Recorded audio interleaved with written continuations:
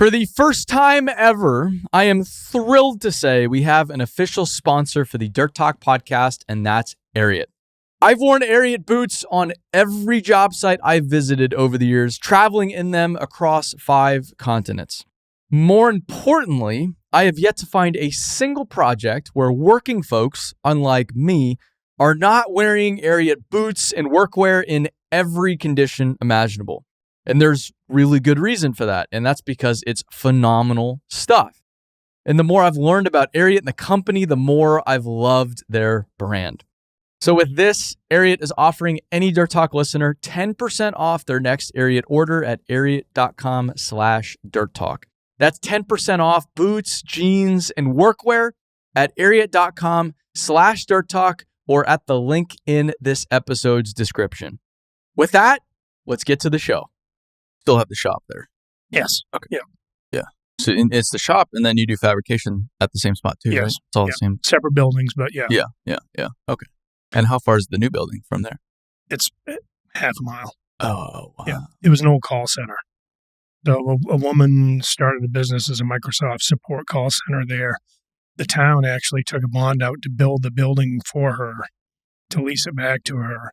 And then she lasted like 3 years. And hard to compete with probably foreign call centers. Yeah. Sure. Yeah. So the University of Maine is about a half mile from there too. So she was drawing heavily from the university, students.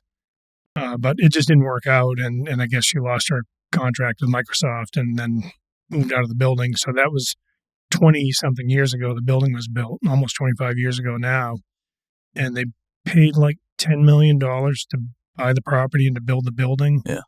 And we bought it for, I think, 2.2. Wow. 54,000 square feet so we only occupy the downstairs. And I was going to say, it's a giant building. Giant building. Yeah, so you don't need nearly, No, we were in 12,000 square feet, and we weren't really squeezed in. It was really more of, we just needed upgrade, but we are using more space now, but we didn't have any training space, and that was really the key for us. So that's also where the conference table's at? Yes. The infamous Sargent. Or famous, I guess, if you're Ryan Hazen, it's famous. That's a big deal. Yeah. Your timing was impeccable on that too. I caught him right before he had to say it. You could not have done better. Go to work. Yeah. It was, it's like, I completely understand where he's at. Like, he's got a family business to take care of. His dad's, what are you going to do? Are you serious about this or not? And, but then there was this model business that started to take off unexpectedly as this hobby. And yeah, you snuck in right at the last minute. It was interesting. He posted a picture on LinkedIn of his dad's table that he built. Mm-hmm. And we were trying to get my grandfather's old Thu double-aught shovel from the museum it's in Bangor to the office. I wanted it back, and they wouldn't let me have it back. So I said, okay, we got to do something different. So I saw this post that he put up, and I was like, man, maybe we could do that. And at the time, we were doing that Bag Cove West project. We widened that excavator out to 35 feet so he could traverse the trenches. And so I got on a call with him. He says, I can't believe you're calling me because yesterday I was running around the office with my iPad going, look what these guys are doing. I would love to build a table of that. Wow. And so we just happened to catch up at the right time. And I've right on here, I've got my black and white sketch that I kind of sketched out and sent to him. And I can't tell you what a privilege it was working with this guy. I mean, he is such a wonderful person. Brian Hazen, I'm talking about, such a wonderful person. And then the heart he put into that thing, it was more than, you can tell his heart is in that table. Well, and just the skill and the man hours and just like everything combined, he's extraordinary. Absolutely. And the level of detail and what he's capable of just boggles my mind, because that's not how I work. Yeah. I couldn't do something like that if I had 100 years to do it in every tool imaginable. Exactly. It's just you've got to have some serious patience and skill. Yeah. And I mean, he'd send me pictures, and posted a lot of pictures of, him hand painting all these little human figures. Yep. But he knew what we wanted to achieve, and he knew the heart of what we wanted to achieve, and this heart was really to build something for our future employees to be able to look back and see where the company started, what it went through. Sure. And I mean, you don't see the toils, right? You don't see the heartache in it, but you can see, the patina and the equipment and the people.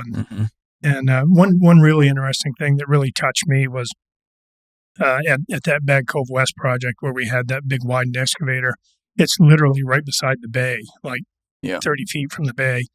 And he put, we've got a picture of my grandfather in a boat when he was like 18 years old, and his shoes are worn out on the bottom. Like I think he had to put cardboard inside his shoes to keep his feet from, rubbing on the dirt. And Ryan put Herb in a boat, like in a rowboat, checking out the project in the bay there in Bag Cove West, like 100 years later. That's extraordinary. Yeah. Did you guys have groundwater in that job? No, not much groundwater. Really? Mm. Even with the bay that close, huh? Well, it's bedrock up some distance, and then clay from there up. Really? So, well, that's fortunate. I mean, there was some, but not much. That's really. You still had to do sheet piling all the way down. The whole thing, yeah. Yeah. Okay. Yeah, we sheet piled it in cells and braced it off, and that's why we had to widen that excavator so he could get back across into the excavation to to get it down to grade, and then also to get the bedding in. And I noticed you posted on Instagram one time a picture of this machine, and we've got an extra stick added on. Yep. And somebody said, "What's stupid? They should just use a stone slinger." But they didn't get the context of what we had to accomplish. And which anybody, you get a lot, right? Well, anybody that leaves a comment like that is just demonstrating that they don't really know what they're talking about. Because I feel like anybody that's been around enough work knows that if you went to the trouble of building a machine like that, there's probably a reason for it. Right. We had spare time with the welders. Hey, take the bottom off that 336, totally separate it, cut the side frames off, make it 35 feet wide, build it all back on, and maybe we'll find a job for it. Did they build the stick attachment too? Yeah, that's actually a Wimmer coupler. Mm. So we have Wimmer couplers on all our, we build the Wimmer couplers, as you know, in Stillwater. We work with Wimmer from Austria. And so we mated with a Wimmer coupler. We welded a mate onto the top of another stick so he could pick that off and on when he needed to. Mm-hmm. Yeah, it's a pretty incredible machine. I saw another one that's kind of similar. I'll have to show it to you. But it's way more built up because it's European, of course, because the Europeans... I think I may have seen a picture like that. But it's working on a slope, and it's placing stones, armor stones. And so they've built... Yeah, one side higher than the other. One side higher than the other. I think it's Van Oord maybe. It's a Dutch contractor, but it is a wacky... I have to keep that in mind now. I'm going to be looking for slope work. This is... And they built the machine for the job because it's like, when would you need something like that? For me, that project, the thing that I love the most about that project is we bid the job. We didn't know exactly how we were going to do it. Mm-hmm. And we knew there was heavy shoring involved and really low PSI clays on either side. So one of our operators went to the superintendent and he said, I just saw this picture, and I think it was Kiewit. Had a one that they'd widened out to like 16 feet or something like that. Yeah. And so the superintendent brought it to the regional manager, and he said, what do you guys think? And we said, look, bring these guys up on a Friday afternoon and let's talk it through. And it was the thing that I really love about it is an operator felt that he could take the initiative to say, what do you think about this idea, and not get slammed. Mm-hmm. And that takes some vulnerability. Oh, it does. To do that. Well, and it takes the right culture too. Like my example is when it comes to safety, like I think safety is a great example with the stop work authority. Yeah. Everybody has stop work authority. Right. At least when I was younger, I would have never stopped the work. Right. Ever. I wouldn't have either. Ever. Yeah. It's just... because I'm trying to fit in. I'm the new guy in the job. I don't know what I don't know. I'm not trying to rock the boat. I don't want to get my ass chewed. Whatever it is, I'm just gonna do what I'm doing. I just want to be like I feel like in the SEALs, like they call it a gray man. You don't want to be noticed for being bad or good. Yeah. You just want to be right in the middle. Yeah. You just want to do your job well. That's a good place to be. And so I just wanted to be the gray man. Yeah. I just want to be the gray man. And because but with the right environment, in theory, someone like the Stop Work Authority, the concept is great. It's like, of course, that's a really great thing, but you have to have the culture for that, or else it just doesn't work. You can say it all day long, but it's not going to actually play out. So that's an interesting concept because the Stop Work Authority seems blunt. Yes. It's not very nuanced. No. Right? It's like we're stopping work. Mm-hmm. And our injury numbers were trending in the wrong direction through 22, 23. And we just couldn't get a handle on what it was. And we were, like jumping up and down saying, 0 accidents. You can all stop work. Sure. Anybody here. Like I'd jump up and down at all employee meetings and say, you are authorized to stop work. But that's a pretty blunt way of approaching it. And so in the fall of 23, we just said, man, we got to come up with something different. And what we came up with was take 5. Mm-hmm. Take 5 seconds. So, and this was born of a guy, like somebody that had been with us for 30-something years. And he was traveling with his excavator, and there were some pickups parked. And he was like, I think I can get by. And he didn't. He ended up scratching one of the pickups. And so it was like, if you think you can, if that even comes to your mind, I think I can get by. Take 5 seconds and rethink this through. And so, and then we just started like, this is the deal. Take 5 seconds, take 5 minutes, take 5 hours, take 5 days. Mm-hmm. Just make sure when we go to do this, we're going to be safe at it. And that, I think, is more nuanced, and it doesn't make people feel as black or white. Well, it's more tangible too. Like Stop Work Authority. It's like, what does that mean? Okay, I want to stop the work. How do I stop the work? Right. What do I say? Who do I talk? I just don't know what that means. I don't even know how to do that. And in this way, they can just say, hey, can we take 5 here? Mm-hmm. Can we just take 5? I got a question. Sure. And that's when it's like everybody gets to talking. The group takes 5 minutes, 5 seconds, whatever. But we want it to be so that it's transferable from, okay, I think I can make it, to I better double check and make sure I can make it, to let's take 5 minutes and talk about how we're going to, put this dowel in the trench boxes and make sure nobody's hurt. Or let's take 5 hours to make sure that we've got the right plan to open the street up. We've got all the shields we need. We've got all the traffic control we need. We've got all the materials we need to do the work when we get it. So it's, and Eric Ritchie, our president, was kind of famous for saying, let's slow down. Let's slow down. And people, that's not the construction culture. Yeah. Whether we want to like it or not, that's not the construction culture. So taking 5 is slowing down, but it's in a more intentional way, I think, because you take 5 when you see something or you understand that something might be a little bit of a hazard. We've got to mitigate, and we can, instead of managing the results of a hazard, an injury or an equipment incident, and all the management that takes, we can still invest our attention in going forward. But you still have to have the right culture for that. Yeah. Because it still could be, well, can we take 5? And it can be, foreman just dismisses it. Right. No, we're not taking 5. Yeah, I know what's going on here. I think that can happen. I got to get 250 feet today. We're not taking 5. Sure, yeah. I think we were talking too about morning meetings last night. I think that is also one of the biggest differences with morning meetings, with the ones that I've seen that are different, which then lead to the best-in-class companies. There's a direct correlation. Yeah. Direct correlation. And they don't just talk safety. They spend the time, the 5 minutes, 10 minutes, 15 minutes, to talk about what the heck is going on, why it's going on, who's doing what. They present a clear plan for the day. And so often they check the box and then everybody just goes off to work. Yeah. And I'm sitting there, I'm like, how do they know what they're doing today and why they're doing it?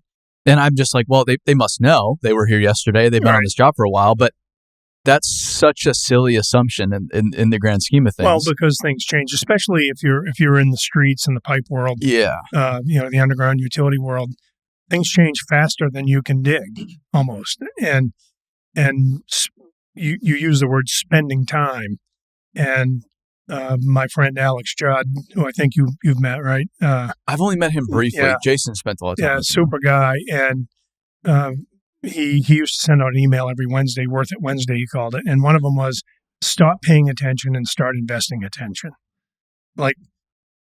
and spending our time, spending our attention, spending that time there is, if we're not doing it right, we're not investing it. Yeah. And that to me, that turns into, okay, now we've got to manage injuries. Now we've got to manage incidents.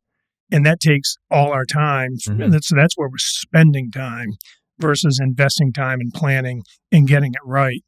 And the culture, I don't think any culture is perfect. Ours is, I happen to be proud of ours hopefully the right way, in the humble way of our culture. And I think that this Take 5 has given them a tool that they didn't have that I think could be, it is a game changer because our numbers have changed dramatically since we've introduced that. Really? It's a game changer for us. And we hear, we have our own internal podcast, as you know, mm-hmm.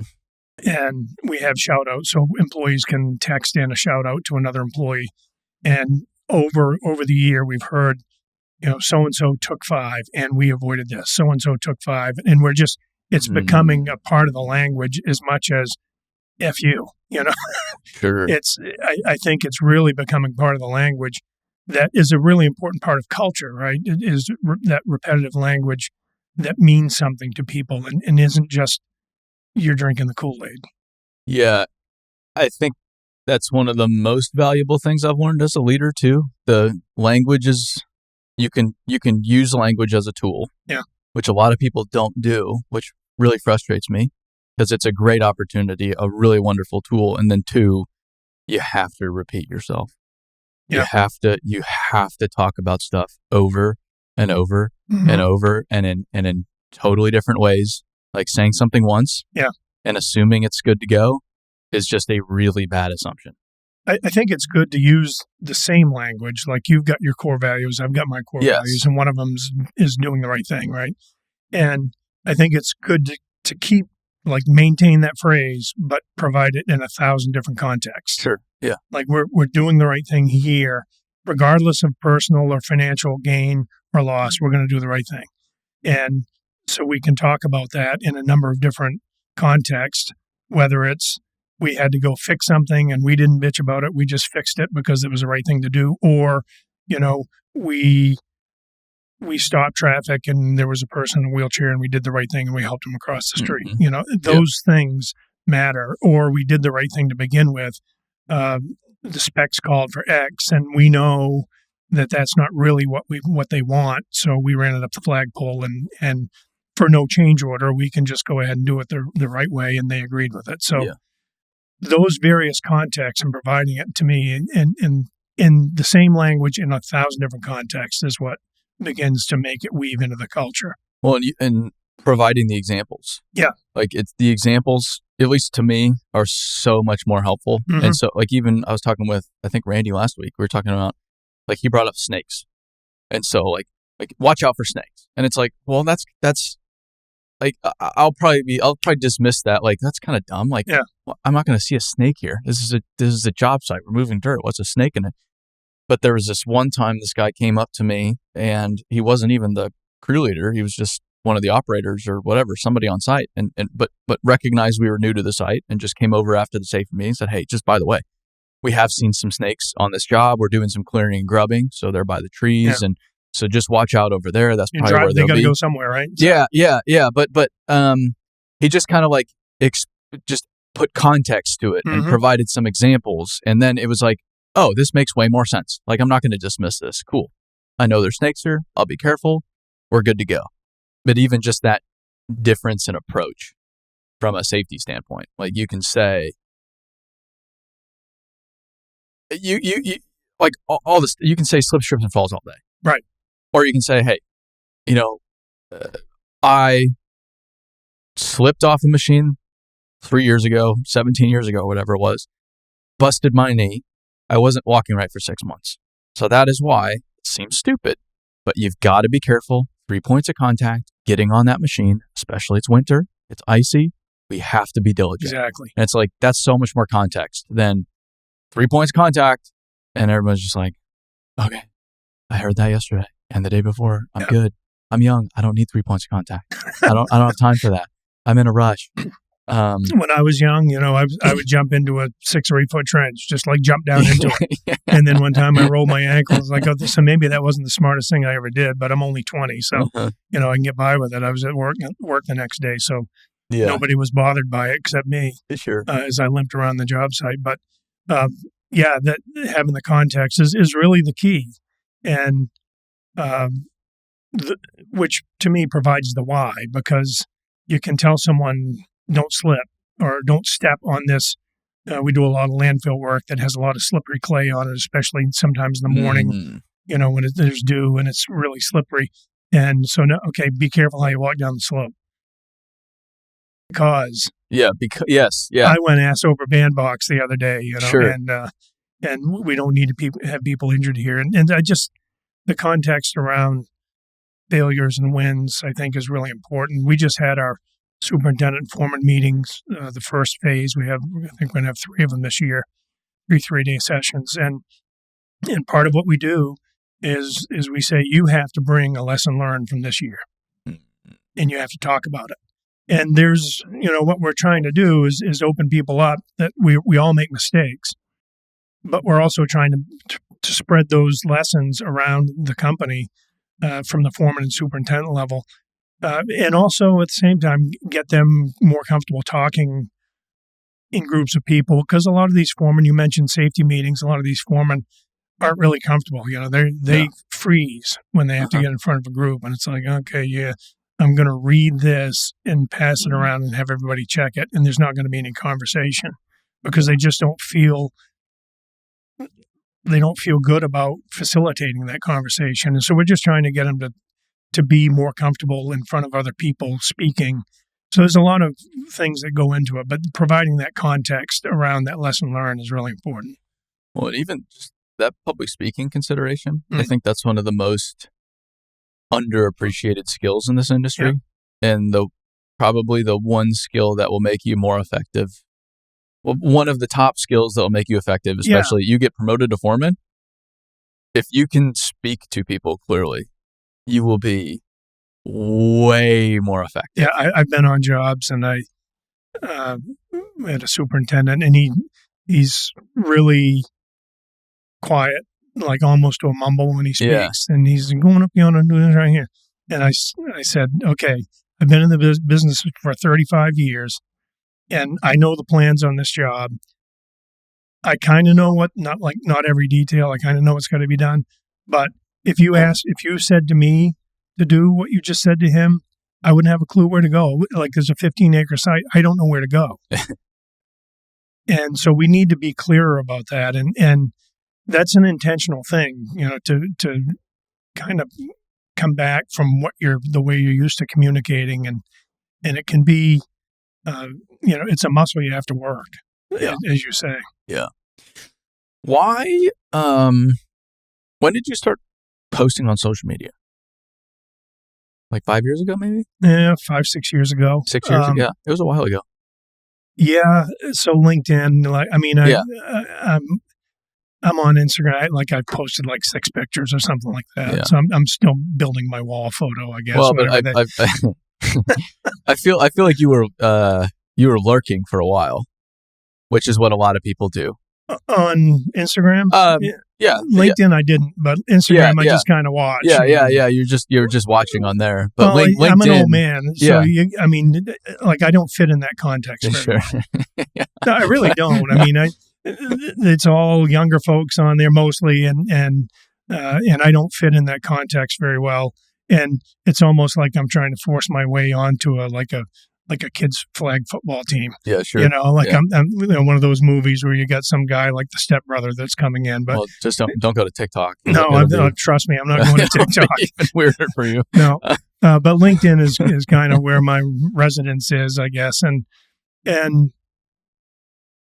I guess I just kind of found it. Somebody invited me to it, and I was like, okay, I'll give this a try. And I saw some things, and it became.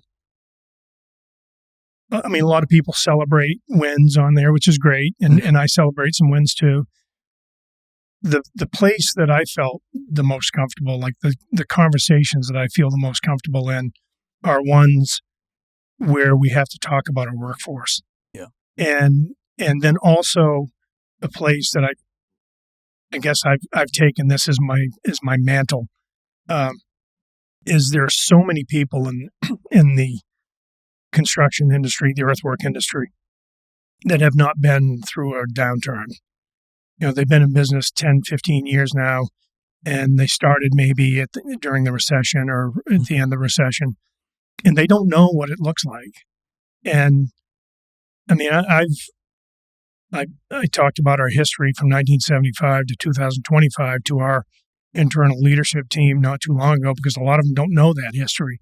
And when I put on the timeline in red everywhere that was a downturn, there was like 5 downturns, and some of them may not have been really recessions, but I know where I was in the last recession and where it put me and where I wish I had. I talk about altitude, like corporate altitude. I wish that I had maintained that altitude, and instead of bleeding it off during the recession, and now coming out of the recession, I don't have what I need really in terms of people or cash, frankly, to build a business the way we need and to take advantage of now the new opportunities. And so I kind of took those two things, like let's build the workforce and pack your parachute. But why not just, because I think you're still one of the very few that shares stuff like that. There's a lot of people sharing. Yeah. But in kind of that newer category, but not, hey, I've done all this and I've been around the block and here's what I've learned along the way. I think most, and I would be doing the same thing if I were them. You did your thing. You ride off into the sunset. Yeah. You take care of your core business. You make sure it's good to go for the next generation. And then you just disappear. So I guess maybe part of it is when we talk about the workforce, and I'll relate them here in a minute. We talk about the workforce and how bad it's been and how bad people have poached other people. And I think in our first podcast we did 4 or 5 years ago, whenever it was, we talked a little bit about poaching, and I just hate it. I hate it. And we will not poach. Now, we'll hire from somebody else if they come to us, sure, but we will not poach from other people, because I think it just slows the industry down. Like when Joe leaves XYZ company and comes to work for Sargent, it's going to take him 6 to 12 months to get his bearings and be really effective, depending on the position. And so if everybody just took like their middle management and rotated it all around, how bad would the industry be? Right? We'd come to a screeching halt. So I think it's bad for the industry. I think it shows our worst, that we can't go and do our own. And I think the way I put it at the time is nobody owes me anything. I've got to go build my own workforce. And so my encouragement is for everybody in the industry to engage in building the workforce, to bringing people in the workforce. And so now, I guess, hopefully the credibility of saying I've survived all these different recessions and downturns and still there to talk about it and share those hurts. I hope those two messages kind of come together a little bit, so people go, oh, the guy's got some credibility, maybe, or maybe it's worth at least listening to him once. And oh, by the way, this point about building workforce, maybe we ought to engage in that. But how do you, like, you came up in a very different generation, a very different mindset. Yeah. The industry is dramatically different today than it was even 20 years ago. How do you, because I like, all that makes sense. It's like, yeah, I get it. That's perfectly rational. And I agree with everything. But I feel like you're one of the rare cases. You came up in that older school generation, but now you have this newer mindset. Well, like, I guess if anything, I hope it shows that people can change. yeah. But how do you do that? Like, how do you? I would say I benefited greatly from an inordinate number of people taking an interest in me. And when I say that, I talk about my grandfather a lot, our founder, but also like my Little League coach. He knew when I was in Jessup, Georgia, that I didn't have a dad around. And he'd make sure I got to practices and got home after practice and to games and all that sort of stuff. To the point where, 10 years ago, I was in Georgia and I called him up. I said, let's go have lunch, and we had a great conversation.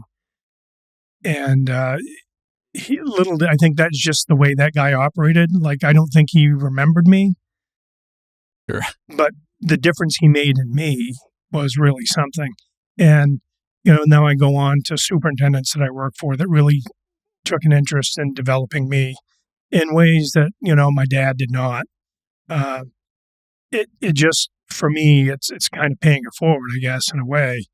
But I just see, and I know, how close I've been to the ragged edge financially in the past, and thinking definitely wrongly, thinking that, maybe I'm at this point where I'm unassailable from a corporate standpoint, right? And then all of a sudden you're like, well, I'm on death's doorstep. Mm-hmm. And I just hate to see that happen to people. And so I guess some of it's paying forward. And I joked earlier, Wally Adamczyk calls me the Uncle Herb to the dirt business. Yeah. And whatever, I enjoy talking to people. I enjoy, like I'm going to see Brian Anderson from Bear Construction after this. And I just enjoy talking to people and hearing what they're struggling with. And I don't want to give them advice because everything's so contextual, right? Mm-hmm. Well, you need to raise your prices 10%. Yeah, sure. There's people out there that just are advice sprinkler heads. And I just want to be like the guy that asks questions and tries to draw out some answers.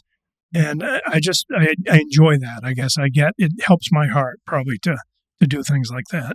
That's a long answer to, I think, was a fairly simple question. No, it makes sense. Yeah, you've just always, since I've been around, like I feel like we got connected pretty early on. Yeah. You were one of our early companies we worked with, maybe in like second year of business. Yeah, something like that. I think. Yeah. It seems like I was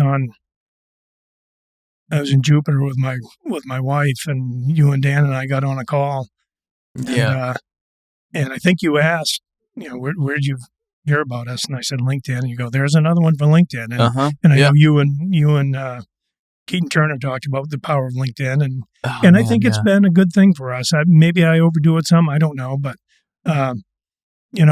we've had people reach out to us to come to work for us based on how they've gotten to know us on LinkedIn, and I've had people refer other people to us. I just was on a phone call last week with an individual who had referred somebody to us as somebody she thought would be a good fit for us. We don't happen to be looking for that person, but it's been I think a good platform for us.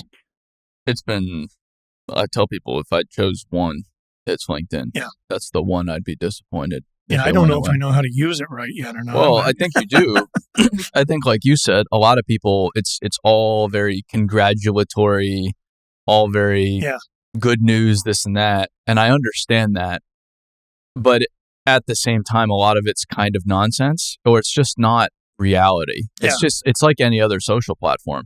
Let's just share all the good stuff, and let's not say a whisper about anything that could be perceived negatively. Yeah. But then if you go on there and talk like a human being, I think that's what's unique in business too, is people will go on to LinkedIn. Well, it's a business platform.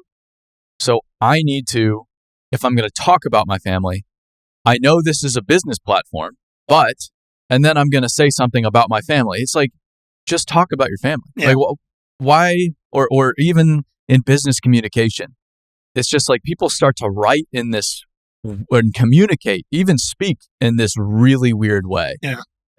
That no one talks like Right. that. No one writes like that. These are words that I don't even understand. Like, this is crazy. What is going on here? If you had a nice vacation and you spent time with your family and you want to talk about that, talk about it. If you learned a lesson at work, talk about it. And that's the kind of stuff that is relatable, which I think people really enjoy. But because there's a lot of like just of the same stuff on there, when you write something real or give somebody something that's legitimate, it stands out. Yeah. A lot, like in a big way on there compared to other places. So one of the, and I just made some notes this morning of my biggest failures in my career. And I think sharing those is an important thing for me to do. I don't know if anybody cares or not or whatever, but I think that's an important thing for me to do. And one of the things I shared early on was my biggest failure is not investing in people through the recession. And it has business complications too. Because then when the market came around, it came around bigger, better, faster than anything I've seen in my career. Like from 2014 to now, it's been amazing. Yeah, especially and 2020 on. Yeah, and people that have walked out of the gate, and I was on the phone a couple of days ago with somebody that started in 2016. He's doing $150 million a year now. I'm like, it took me 10 years to get to 10 million. Yeah.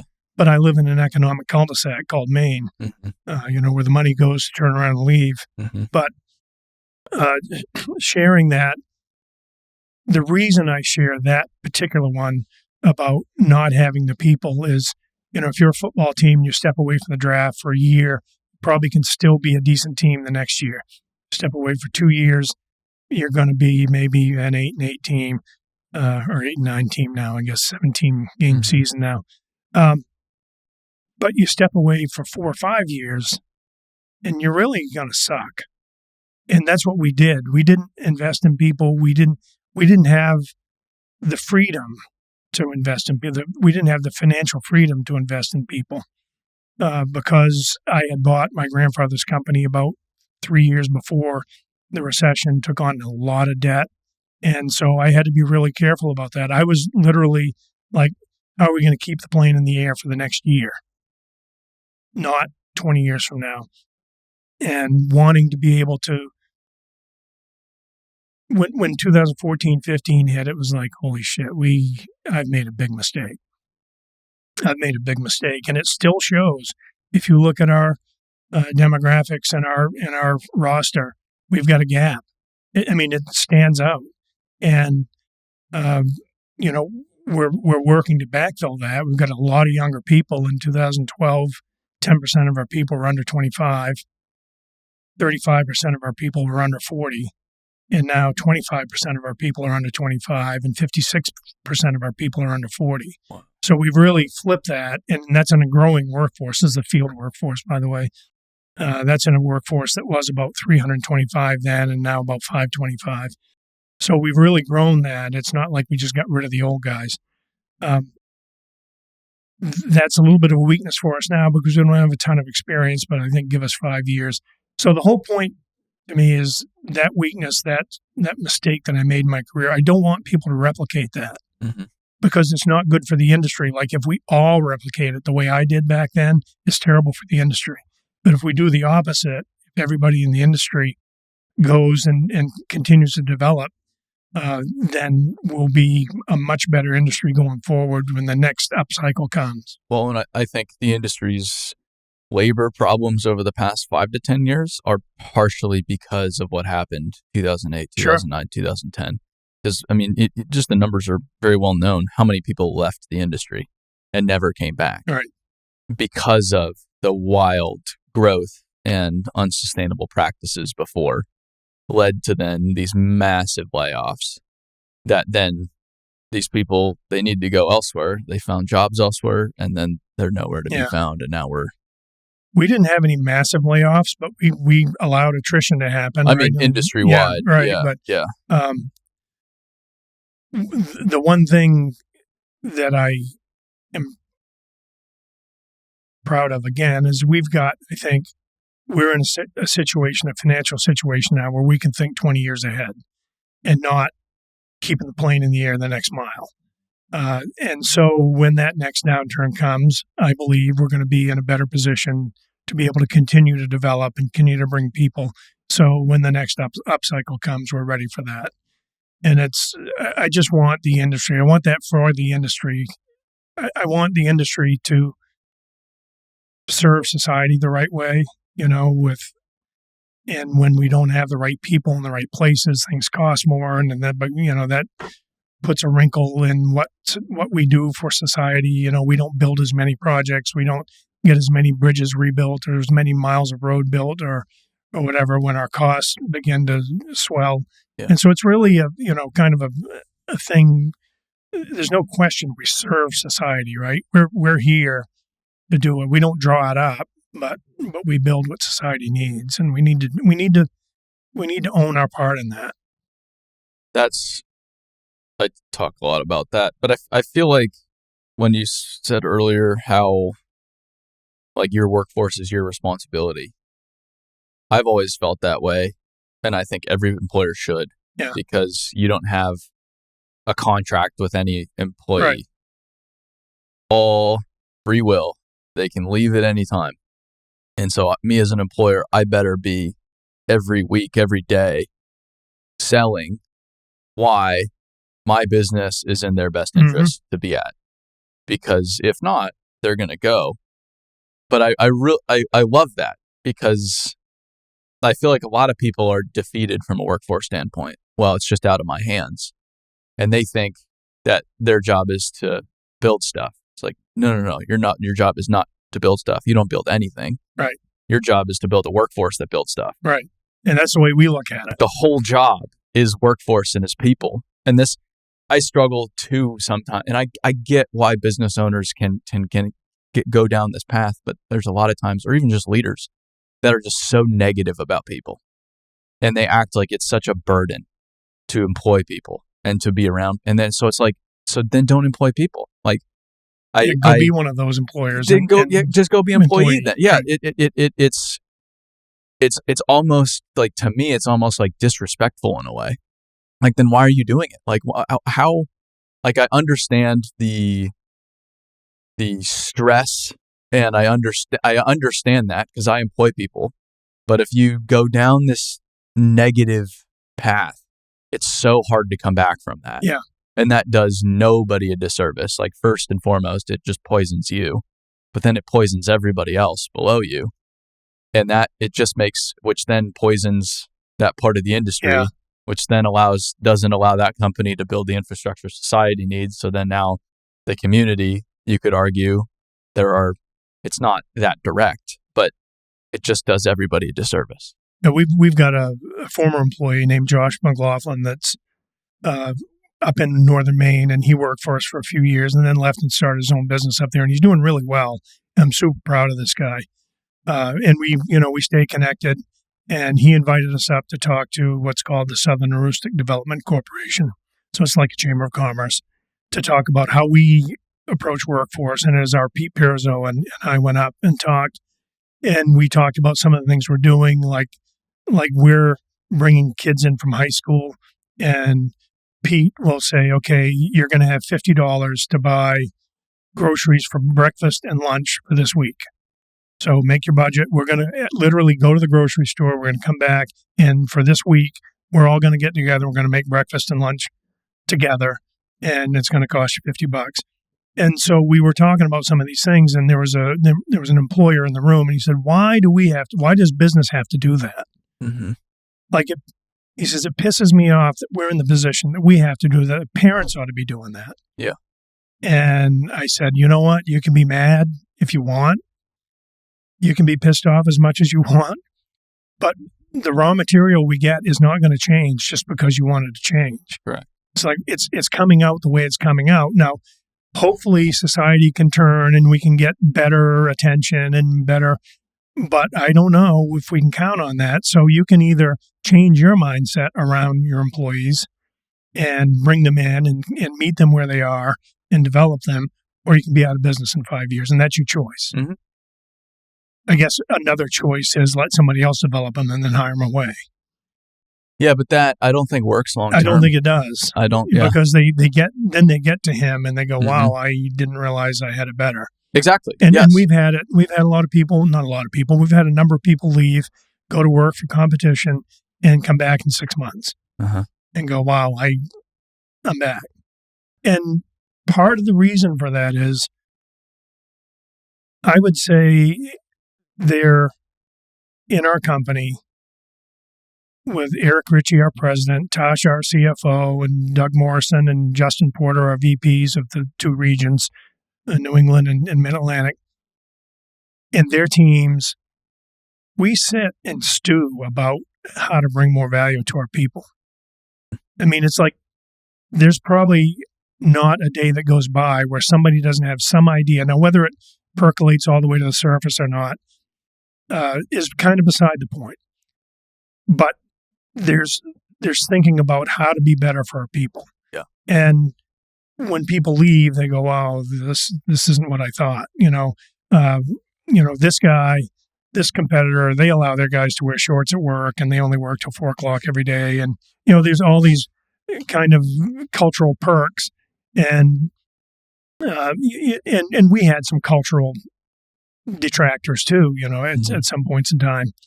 But then they go and they're like, well, the shorts don't really matter as much to me as I thought they would. I will say I'm very pro shorts in construction. Yeah. I know it's not coming back in the United States. That ship has sailed, but they do that in Australia. And I'm very pro shorts. It's so funny seeing guys walking around in short shorts. Long sleeve shirt, but short shorts on a job site. It just cracks me up. See, we never have. I know it's not a U.S. thing. But you go to Australia, you're like, I get it. Like, working in shorts is probably way more comfortable when it's hot. Probably until you booger your knees up or, sure, whatever. Yeah, I get the pants thing. Yeah. But it's when people leave, I mean, we lose people. Yeah. We lose people every month. Somebody walks out and when they do, they walk away from, their spot in employee ownership. As you know, we're an employee-owned company for 12 years now, coming up in May. So they lose their spot in that, but it's not for everybody. And I don't hold it against people when they leave. If they leave and they've got a better chance, like I mentioned, Josh, up in Holton, Maine, he left to start his own business. He had a dream. He learned a lot from us, and he'll say it. And we on LinkedIn, he'll say in comments on LinkedIn, boy, I learned a lot from you guys and Chris Lynch, our superintendent. But he's doing great things for that little community up there. And I'm glad for that community that they have Josh. I am of the opinion, though, that this is where it's also gray. I think there are a lot of people that go into business and they should be in business. That's what they're good at. Yep. That's what they're built for. That's what they really want to do. I also know a lot of contractors that probably should not be in business on their own. They're really good at building stuff. Yep. But they just don't. And I think the environment of like anybody can go start a business is great, but I also don't think it's in a lot of people's best interest for the life that they want. It just doesn't match. They think that's the way to freedom, but it's actually less free in a lot of ways. No, it gets in your head.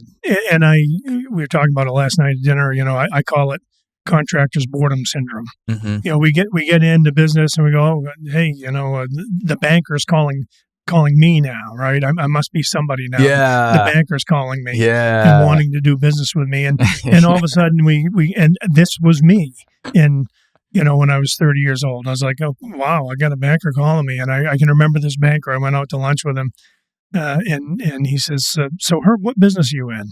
He didn't even know what business. He was like, he went through the phone book and, I was like the guy in The Jerk. I'm somebody now because my name's in the phone book. Sure. But we get to this certain point and we go, wow, Joe's got it good over there in this business.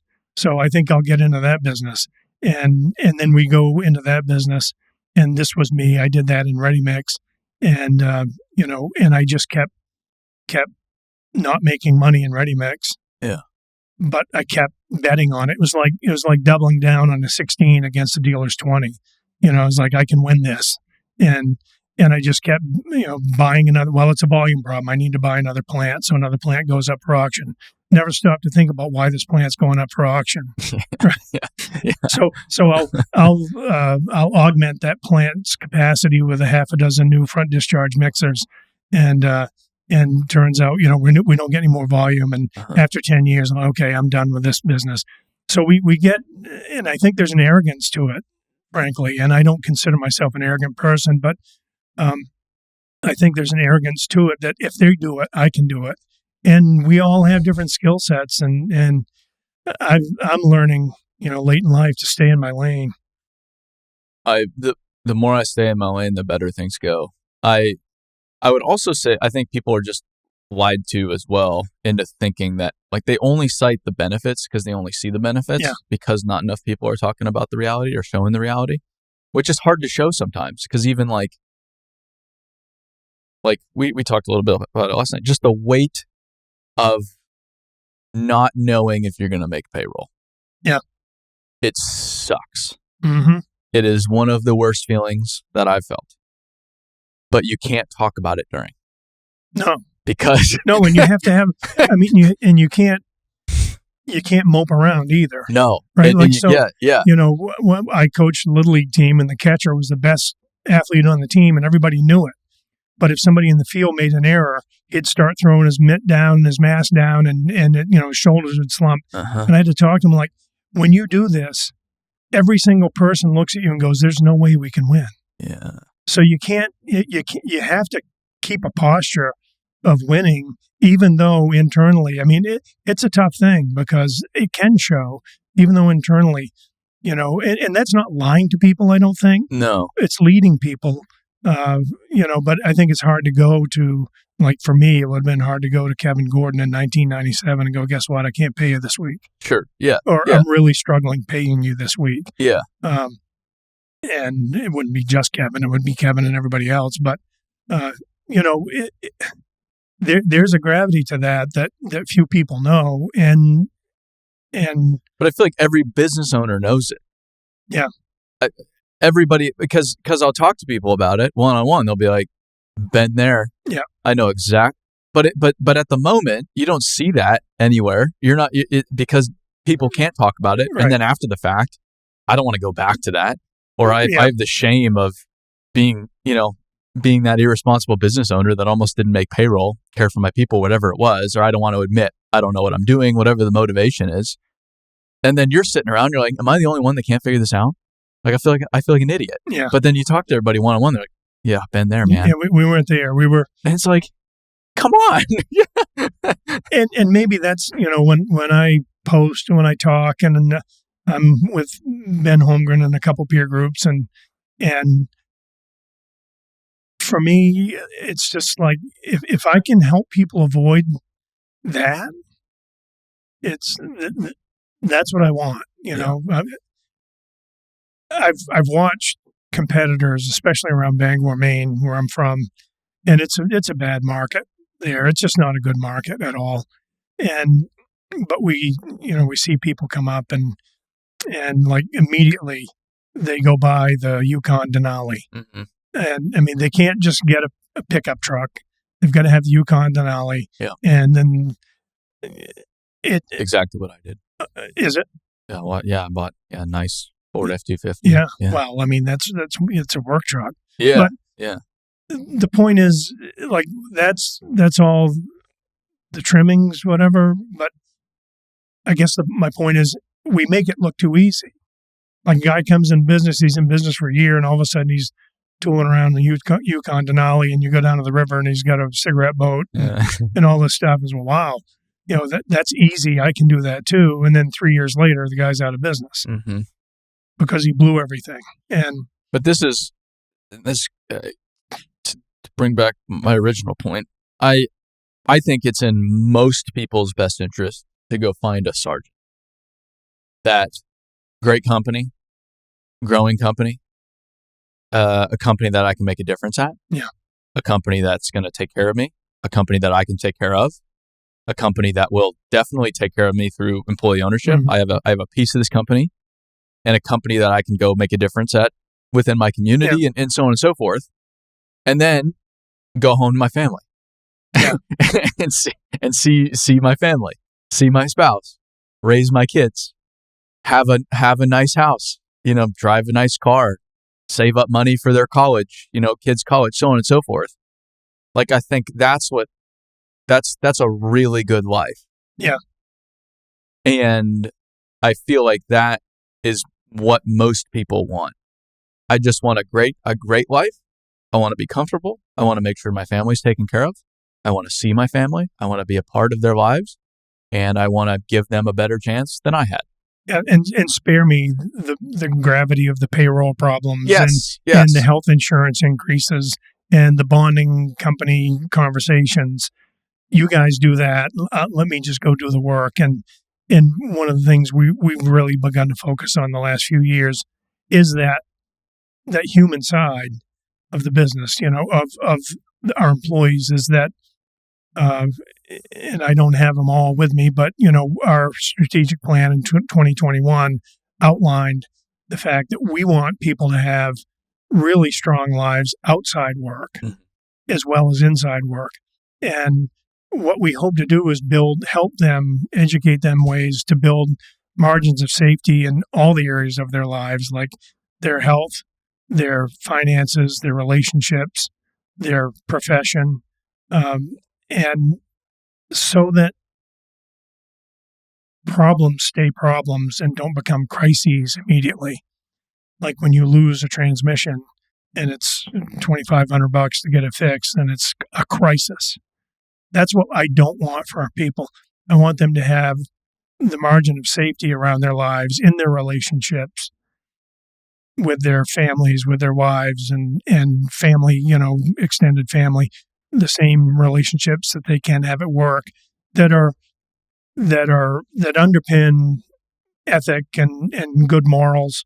Yeah. And, I'm not going to read the Bible to our crew every day. I read the Bible every day, but I'm not going to read it to their crew every day. But so that they can be there and go through life in a way that makes, that I guess glorifies the way we're supposed to live. Mm-hmm. I think that's one of the core points I'm trying to make with my latest presentation is financial problems are pretty common in this industry. Mm-hmm. Alcoholism is pretty common in this industry. Divorce is pretty common in this industry. We flirt with top industry for suicide. We are the top industry for drug overdose, accidental drug overdose death.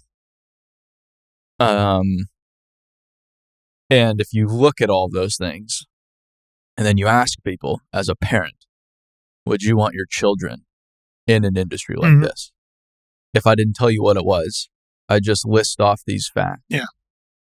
And then, and oh, by the way, they're going to work 80 hours a week, and so on and so forth. Most everybody would probably say, that's not a place I want my kids. Right.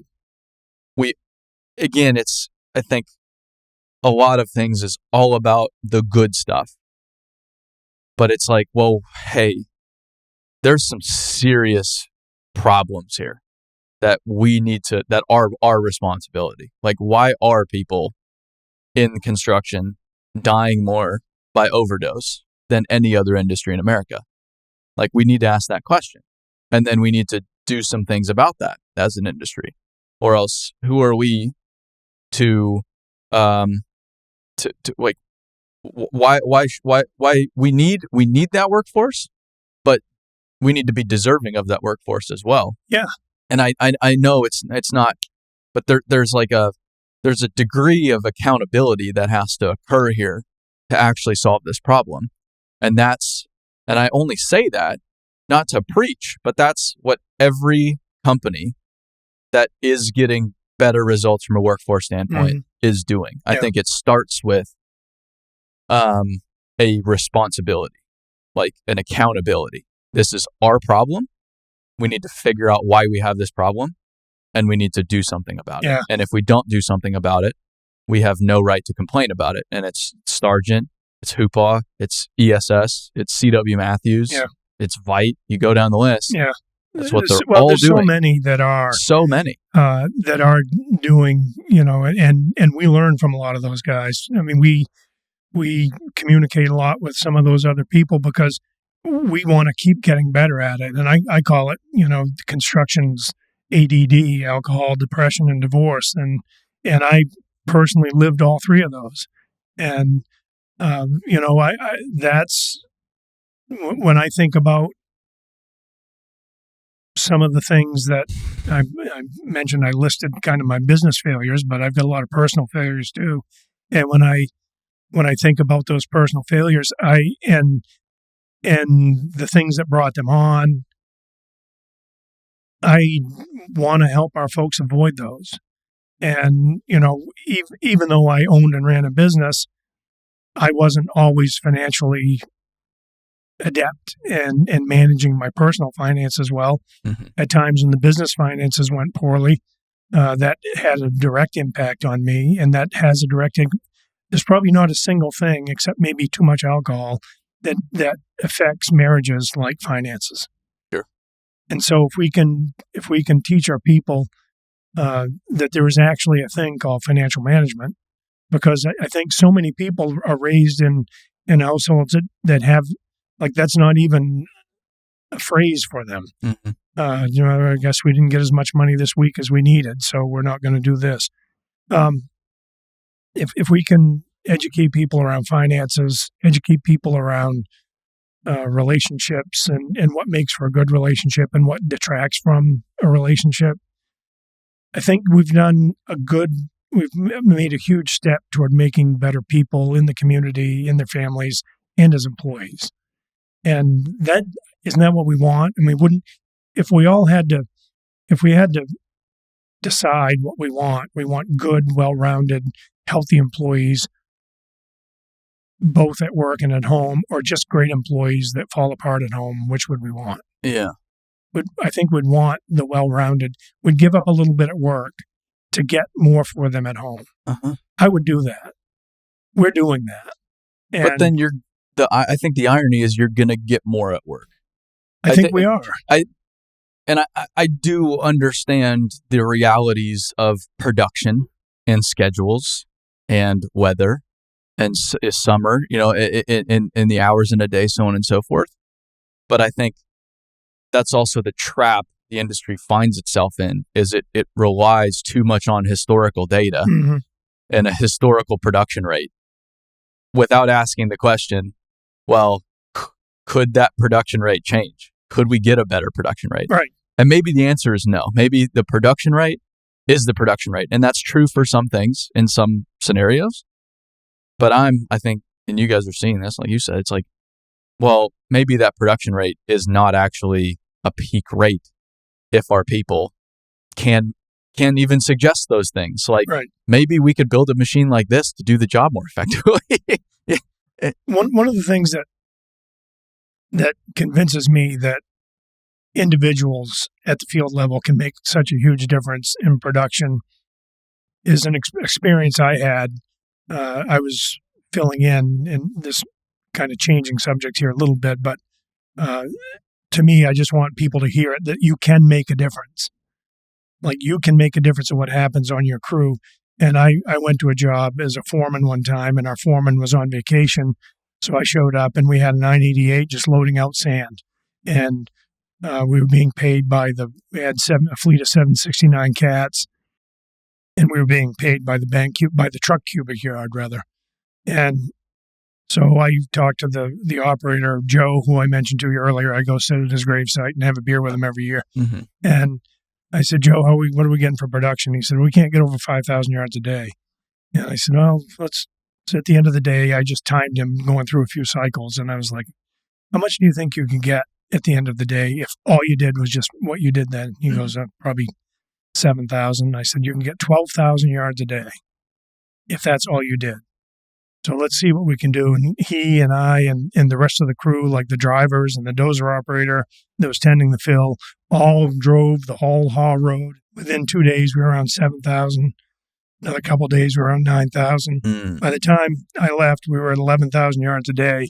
And trust me, I'm not boasting. This is just like a dumb 22-year-old that cared enough to ask the questions.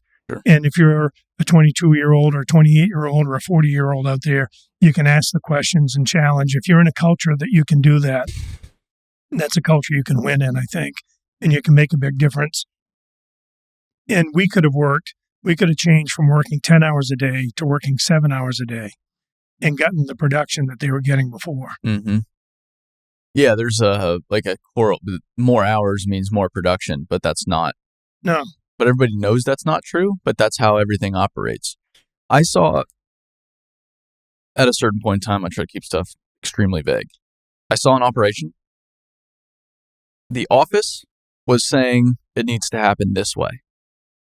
I got out there and I was looking at it and it didn't make total sense. Like I know enough to look at something and be like, this is either humming or it's not. And it just didn't make total sense. Are you office, talking about us? No, not Sargent. It just didn't make sense. And I was talking to the field guys.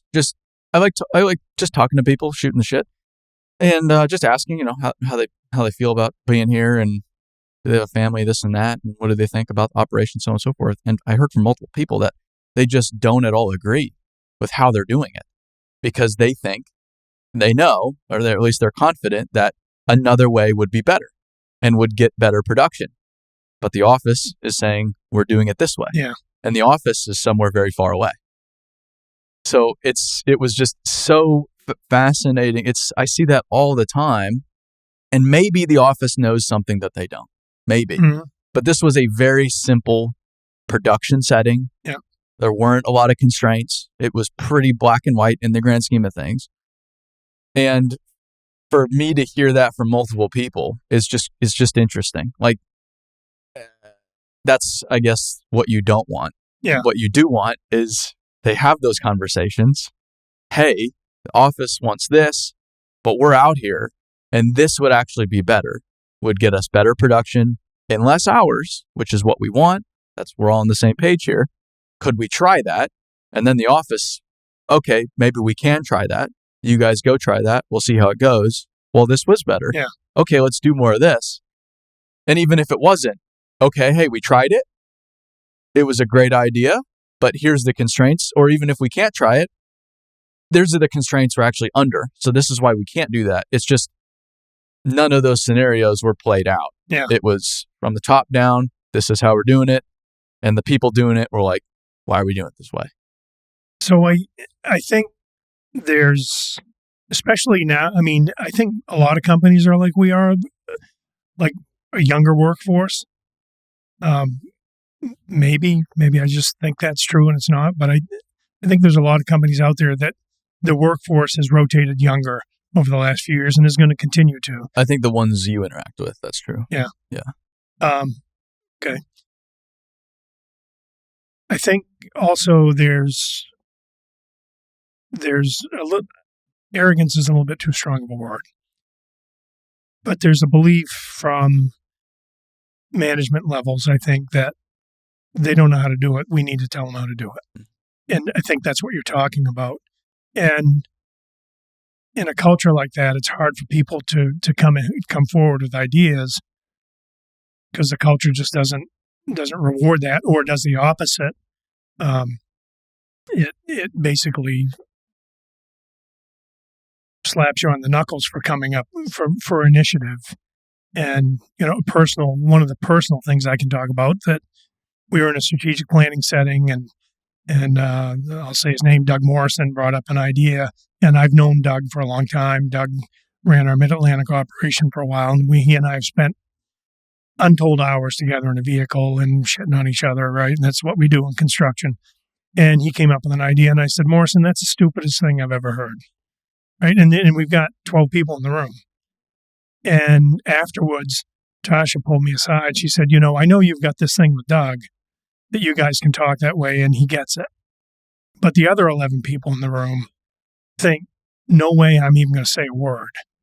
And so when we got back down, I said, listen, I need to, and thank God for somebody that sees my blind spots, right? Like that. Yeah. That I could sit down and say, okay, you can speak freely and you're not going to hear that from me. Our culture needs to be one in the industry and in our companies, I think, that prize people taking the initiative. And we always talk about it, I think.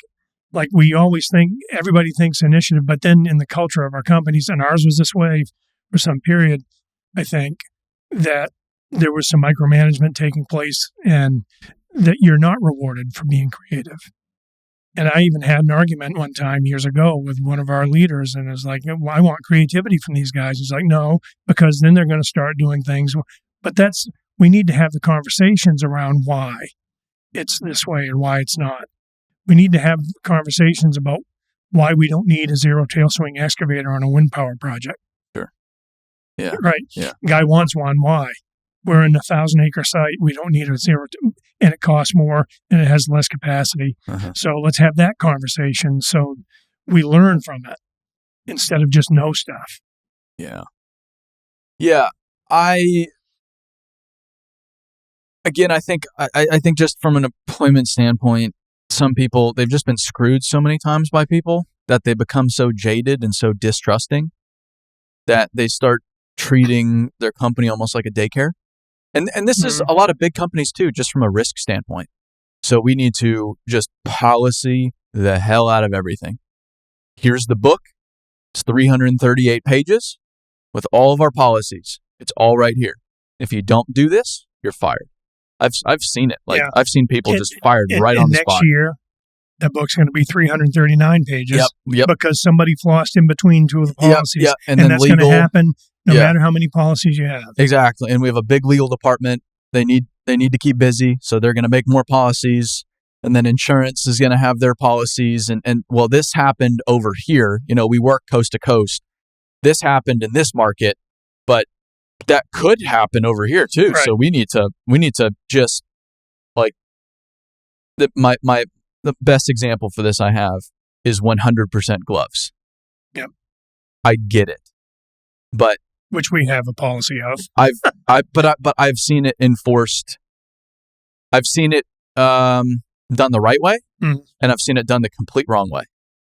When it's you're a child, you wear fucking gloves, which is most of the time. I get very resentful. That's when I want to say fuck you. Like that, it just, for whatever reason, because I feel like I'm being treated like a child. And it's like, why am I being treated like a child? Like I've been on more job sites than you have. Like I know I'm a lot younger, but it's like I know and it's like I don't want to cut my hands. I'm not at risk to cut my hands. Right. And gloves make my job harder. Like can we have a conversation about it? Is there any nuance? It's like, no, it's the policy. You're a child. I'm sorry. It is what it is. But then when it's explained the right way, from like a management, hey, when I was a young engineer, I had a superintendent. He explained it to me. He said, hey, I know you're not going to cut your hands, but you're a leader on this job site. You need to set a good example for everybody else. This has been a big problem. We're getting this from top down. We've got to set the standard here. You need to wear your gloves to set a good example. That I understand. Okay, I could get along with that. I understood it. It made sense to me. But I feel like too often it's just compliance.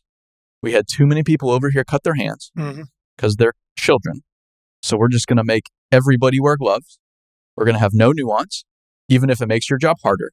Like I talk to mechanics all the time about this. Yeah. It drives them absolutely nuts because it makes their job harder a lot of times. But just no ifs, ands, or buts about it. But we say 100% gloves, but you, and I realize we're just using that as an example. But the first visit you made to us, I remember we came upon a waterline crew and the guys are handling our guys. We have 100% glove policy. And I walk up and our guys don't have gloves on. They're cutting ductile iron pipe with fresh edges. They're carrying glad packs and all this stuff, Yeah, sure. that have jagged edges on them. And I'm like, to the foreman, why don't we have gloves on? And so they got their gloves on. You took some pictures. Mm-hmm. Yeah. But I was like, no pictures yet. But it's some of those things are, it's like, careful, you might fall in the Pacific. Well, you're not going to do that on the Atlantic coast, right? So, yeah. But even you asking the question, like, why? Yeah. So that you can better understand the situation, so that you can, okay, well, we haven't clearly explained this well enough, or there's something wrong here on our part. Like, we haven't done something to ensure that they understand why they need to be wearing gloves, because this is clearly hazardous. They could be cutting their hands right now, instead of like, you need to be wearing your gloves right now. Yeah, there's time and things like that. Like, I remember the hard hats. I'm old enough to know that when those first came in, and first of all, the guys had aluminum ones that were like pink colored and whatever, Yeah. And I can remember at a foreman meeting, our HR safety guy, they were the same person back in the early 80s, guy saying, I'm out in the middle of a field. Why do I have to wear a hard hat? The guy's like, there's no question you're going to wear a hard hat. Mm-hmm. The problem is, as you know, they're going to not have their hard hat with them because they don't wear it most of the time, and then they're going to go in a situation where they need it and they won't have it. So, yeah, it's I get why. I'm not criticizing. Yeah. I'm not criticizing the how what it is. I'm criticizing the approach. Yeah. Because I've seen it done well. I've seen it done not well. And then it's like, well, we have a culture of safety and caring, and everybody has stop work authority and this and that. But also, if you don't do this, you are fired. And it's like, okay, so just don't bullshit us. And that's my point. Yeah. It's like, if you think we're children, just say you have to wear gloves because you guys are fucking children. Just say it. Like, just be honest. Like, just don't speak out of both sides of the mouth. Or you might as well say, because you can't be trusted. Yeah, because we don't trust you. Yes, that's what it is. Because we don't trust you, you have to do this. But it's like, no. And 99 of them are like, but wait, you can trust me. Yeah. And the one guy's like, fuck you, buddy. Yeah, exactly. Because of the one clown, we now don't trust any of you. But then now, because the company now, okay, so you don't trust me, I don't trust you. Like, I'm here, I'll do my job. I'm not giving you any more than that, though. Like, and then the company's like, why don't our people trust us? Why aren't they coming up with better ideas to do stuff? We need more creativity, this and that. It's like, well, to me, it's not a huge secret as to why it's like that. And again, I think the bigger you get, the harder it becomes. Sure it is, yeah. But I'd even say this, when I was a small contractor, and I was scratching out $3 or $4 or $5 million a year, I wasn't as good at that sort of stuff. Like, I didn't hold people accountable like I should have. That, for me, that seemed like it was obvious, but I wasn't very good at it. Yeah. In the right way. I wasn't very good at the why. I was more, my head was somewhere else. My head was in, I got to get the next job, and I got to get that D8 move from this job to this one. And I think, the pressures of a smaller business, it's weird. I think you hit this sweet spot where you can go, all right, now I can pay attention to, both the execution. We were talking a little bit last night about the tension between executing today and strategizing for 20 years out. Mm-hmm. And it's weird to keep your head in both places, or, to have them not oppose each other in a way. That, in my mind, that's the way I see it. I kind of either have to be in one spot or the other, and they don't have a good subset. And I think you can shrink it too, because you've probably seen this much more than I do, but a project manager that's just under the gun, just on a shit job, losing their ass, schedules completely blown out of the water. It's all on them. They're just stressed out about it. Mm-hmm. I've seen that. I worked for a guy like that. And then even a foreman under the gun, because then that pressure comes down to the crew leader or whatever it is. Like a crew leader can be on a just really shit job, and you can have the pressure to perform, and we need to perform, and we're losing money, and the schedule's blown out of the water. But then they don't even have the information, really. Right. They don't know how much money's getting lost. Right. They don't know what the schedule is because they probably don't have that information. Right. But even that now they have the pressure, so they're not thinking up and out. They're just like, well, we just need to go. We just need to hustle, and it gets passed down. It probably starts at ownership, like, well, this job sucks. Right. And the look ahead period gets smaller and smaller. Yeah. The closer you get to where the work's happening, yes. right? Yes. And the guy that's the foreman that's in charge of installing the 12-inch sewer pipe is like, I got to get this pipe in, this piece of pipe right now. That's all that matters. And then I'll worry about the next piece. Uh-huh. And I'm like, okay, but we're going to come up on Grandma's driveway here in about 50 feet, and we need to make sure she can get our car out. And they're like, oh, yeah, well, we haven't talked to her yet. Okay, well, we're going to stop short of Grandma's driveway today. Now look what we've done. Mm-hmm. Yeah. But again, it happens all the time. Yeah. And it happens within our company of different stuff. It happens at every company. Well, every company. Everywhere. To be truthful, it happens in every company. And trying to give these folks the tools to understand what position you're in and how far you need to look ahead. And define that as part of that role. Like this foreman, this pipe foreman has to look ahead, we'll say 3 to 10 days. Like you have to know if the pipe's there. You have to know if you have hydrants or poles in the way that have to be held or moved or whatever, Grandma's driveway that has to be worked around. And the superintendent is like 3 days to 2 to 3 months. And then the project manager is, looking out ahead. And giving them the tools to think that way. We've been pretty intentional about trying to put tools in people's hands that give them the right frame to look ahead. Like our foreman, we have what we call a crew execution look ahead, and they have to do this every day. And they look ahead. And they basically walk where they're going. And I call it being intimate with the work. And that's what I always loved. I always loved to just let that stuff soak into me. Like I didn't have to write it down that at station 2+65, I had a hydrant that I had to hold. I'd be like, okay, Wednesday morning, I got to make sure I got a guy here to hold this hydrant or whatever. Yeah. And just giving them those tools to look ahead with the crew and like have the excavator operator walk for 15 minutes every afternoon with them and look ahead. And then, maybe the top man of the crew. So everyone's in tune with what we got to do. And then the foreman doesn't park his truck right behind the 349 that's going to back up over it. That's never happened. Never. Yeah. That's a really good thought. Just walking the job. That's for so me, simple. If there's one thing, like if you're a young guy out there and you're trying to figure out how to make a difference, you got to get yourself back away from the job. Yeah. You can't see the whole picture when you're in the middle of the frame. You've got, I always, I don't know if somebody told me this or what, I always taught it to everybody that I worked with is find the highest spot on the job and go stand there and look at the operation. Mm-hmm. And you can see things you'll never see as long as you're standing there.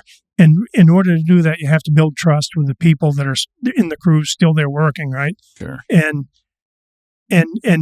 just, again, I call it intimacy with the work. I just felt like I want to have a relationship with the job I'm working on, and that made me better at it, that I could go ahead and begin to see things that I wouldn't have seen otherwise. And if I can bring more sets of eyeballs with me and say to me, Herb, we got to have road plates here too for this. Mm-hmm. Okay, that's something I wouldn't have thought of. It's just that kind of collaboration is what it takes to be better at this business. And the creativity around it is the thing that I continue to try to celebrate more and more. That Back Cove West project where we widened the excavator, we submitted a Build America award and got one. We've never gotten one before. And we took the whole crew out there and celebrated that. And it was just a really, really good time for me with our guys. I mean, I just loved that. We took them out to, Morton's Steakhouse. There's not one of those in Maine, by the way. Sure. And, these guys got steaks like you never get before. Uh-huh. And I can remember the first Big one of those. Right. And I was like, oh, and I one guy cuts like a 4-inch long piece. He's like, wow. And he just drives the whole thing in his mouth. But It was such a great thing for our people. And I wanted to make sure we celebrated that win with those guys, but not just with them, but with the rest of the company, and celebrated the idea of creativity and initiative and stepping out and vulnerability, and that's all part of the creativity process, right? The initiative, the vulnerability, and then our other people's willingness not to degrade them when they do step out, because frankly, some people come up with some pretty stupid ideas. There's plenty, and Right. I'm top of the list. I am too. We've got some really cool, stupid ideas. But you also have, I think the crew has to have trust as well. Yeah. And I think that's why I loved pipe crews, because you were working alongside everybody every day. And it just made it a lot of fun, because you had more interactions with the people you worked with. Because you had more interactions, you could build trust faster, and you could just mesh well. And so you start to become like, it's really cool when you're watching a pipe crew that's worked together for a long time. They're just one. Oh yeah. They don't have to talk a lot. They know exactly what everybody's doing. As long as the boss doesn't go get involved. Right? Yeah. You've witnessed that with me. But you can't get a pipe crew without a boss that's good and knows not to get involved. But I think that's the only way to really get it. But just watching it is amazing. And in certain operations, that's harder, especially when it's equipment. Everybody gets into machines, and we have a policy: you can't shoot the shit over the radio, because that's dangerous. Because if there's an emergency, you're going to be talking about the fish you caught this weekend, and somebody's going to die. So none of that. So you just have to do your job, and then no phones. Just don't be on your phone. We've got no Bluetooth in the machines, no radio, so you can't listen to music. I know. You put your AirPods? No, you can't have your AirPods in, because that's dangerous too. I'm renting all of you, not half of you. Yeah. I want your ears. I want your brain. Just sit there for 12 hours and do your job in your cab alone. And I think like even something as like walking the job, it just creates just a small opportunity for people to talk, collaborate, just build a little bit of trust that wouldn't have been built otherwise. Like Formula One. The whole team, all the teams will walk the track. That's like one of the big things before every race. They walk the track. I feel like that's construction's version, in a way, of walking the track. And I mentioned that that deal with the 988 and then loading out sand. I mean, I got all the drivers, and of course, one of the most important things to an earthwork spread with trucks involved is having a truck there all the time. And they were kind of, they were not coordinated very well. And when we got out and explained to them that this 988 needed to be dumping every, can't remember what it was, 12 seconds, and it has to be this way, they were like, oh, now we get it. And they're backing in. But taking them and helping them understand the whole roads. We had a couple spots, and the drivers told me like, this is a bad kink in this road, and like a 90-degree turn, hairpin turn.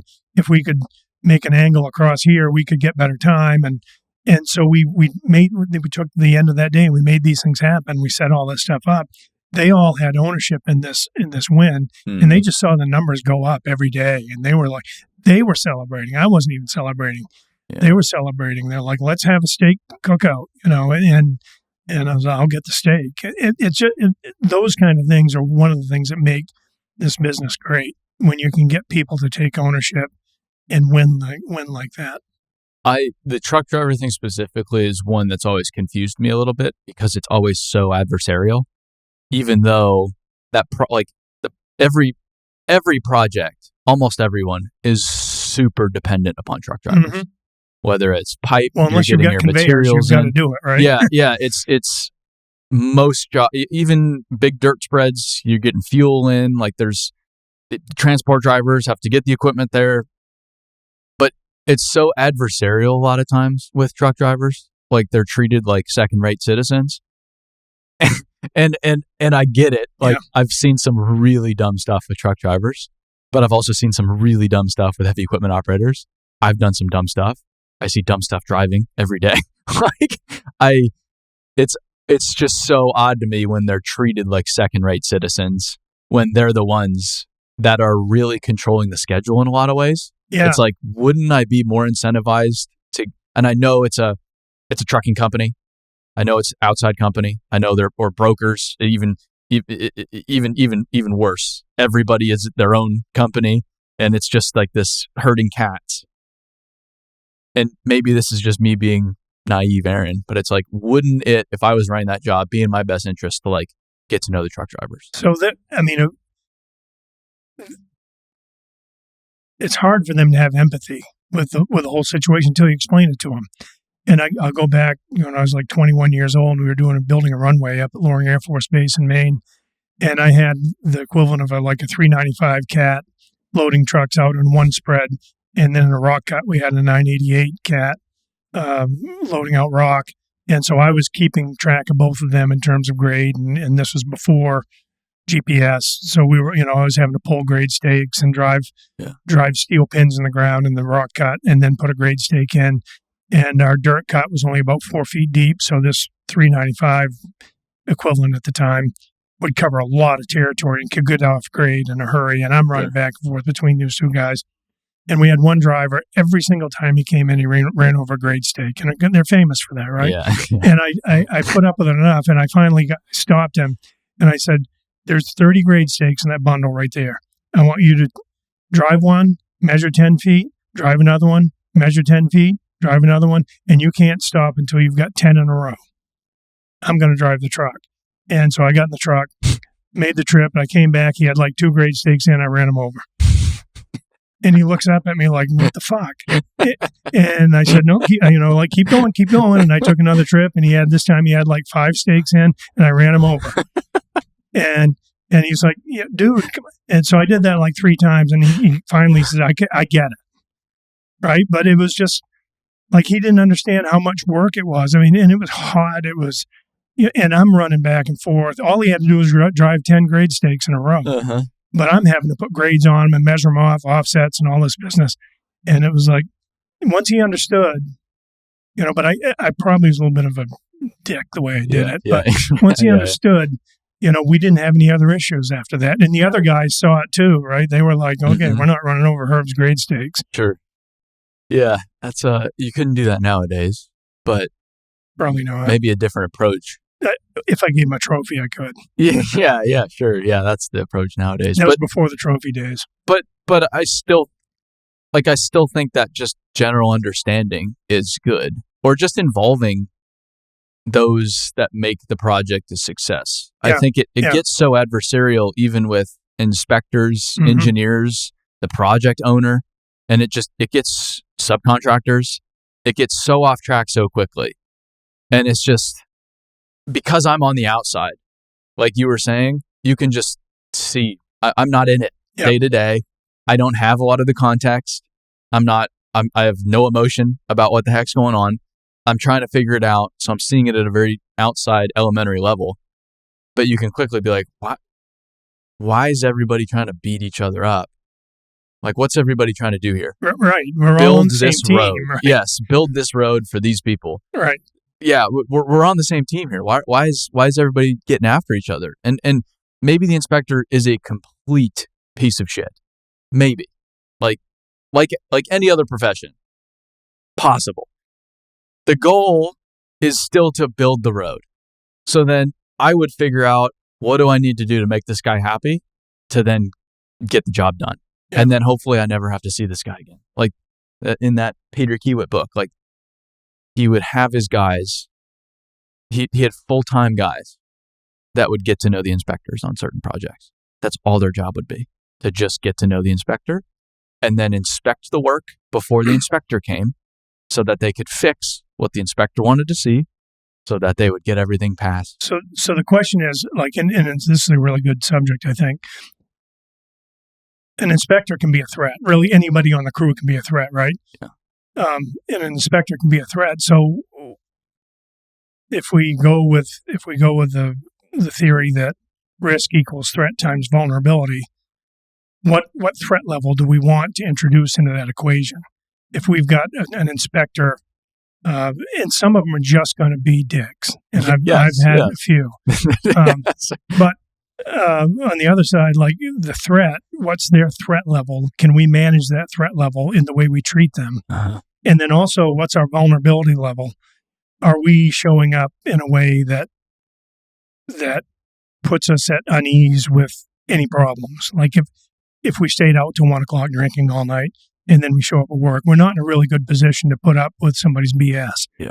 So our own vulnerability is a piece of that equation. So we can hopefully manage. We can sometimes manage the threat.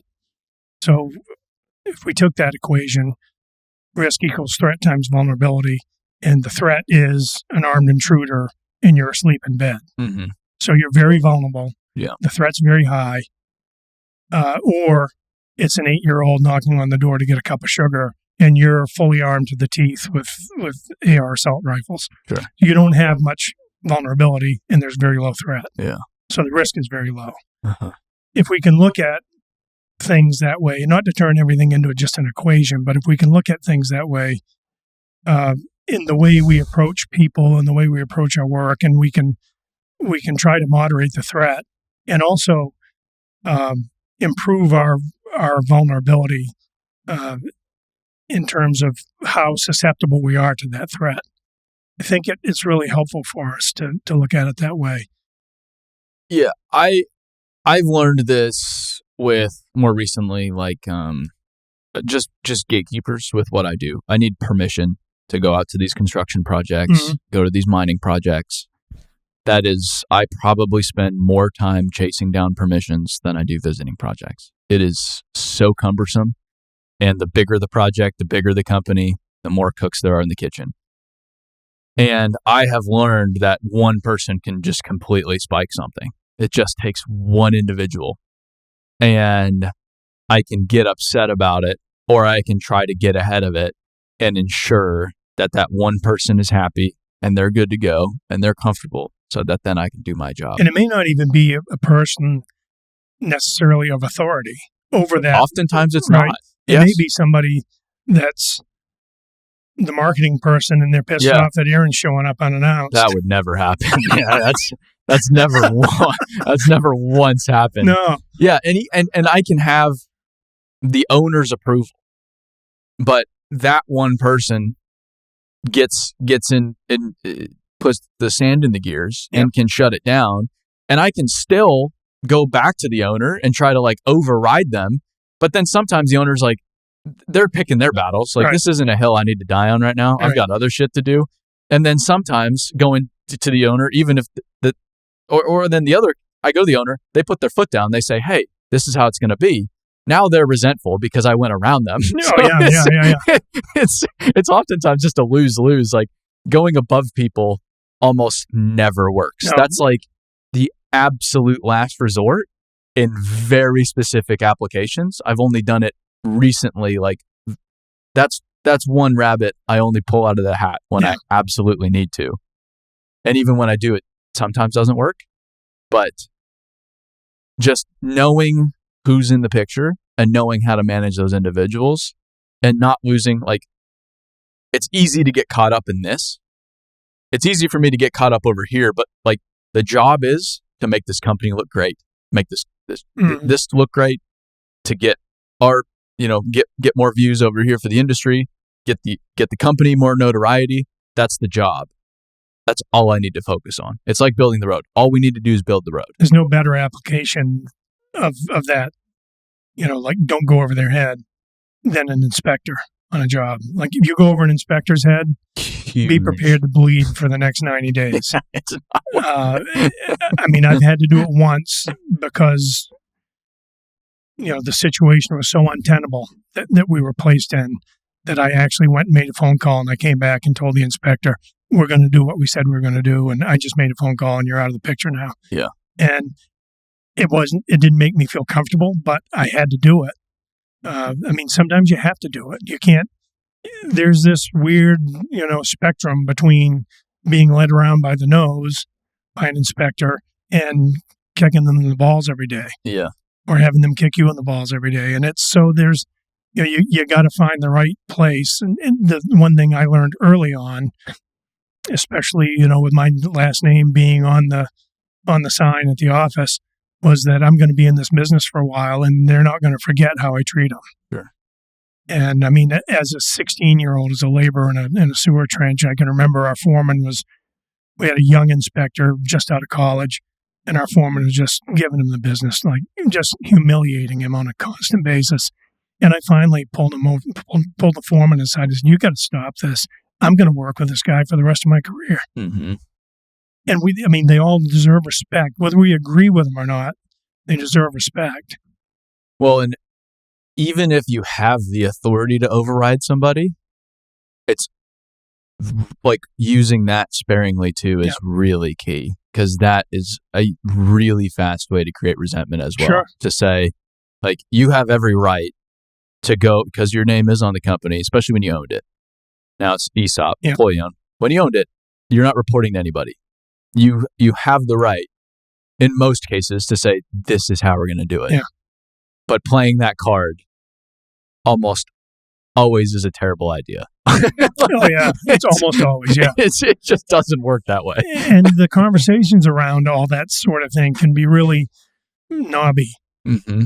You know, so, I mean, when your name's on the building, you get a lot of calls. And you're like, well, I don't deal with that. Like insurance brokers, I don't deal with that. Like that's Tasha's deal. And then they call Tasha and go, Herb told me to call you. Sure. And then Tasha's like, did you put this guy on me? So, I mean, I'm learning still now to manage those kinds of things because I get reached out to quite frequently. I'm sure. And I'm trying to insulate Eric from our new president from all this stuff, right?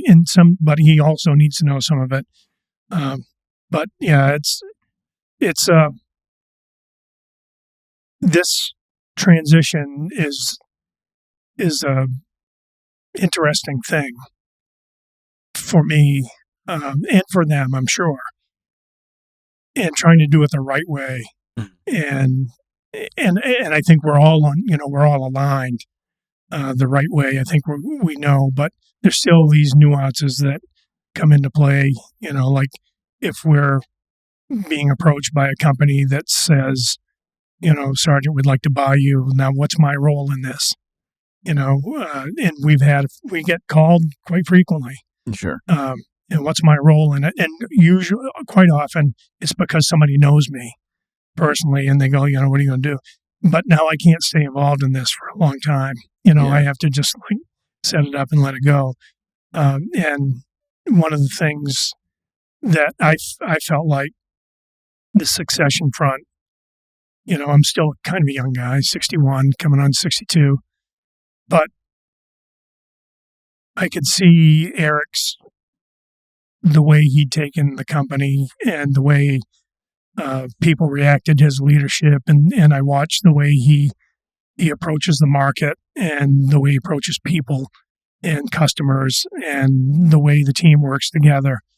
And to me, the time to have a succession is kind of like a relay race, right? Mm-hmm. You don't want both guys to stop and hand it off, right? You want both running at full tilt and hand it off. And you could argue that I may not still be running at full tilt. That's fine, or have someone like trip and fall, and have the other guy have to run back and grab it. My whole idea is we need to accelerate through this zone, not trip and fall and have a big mess.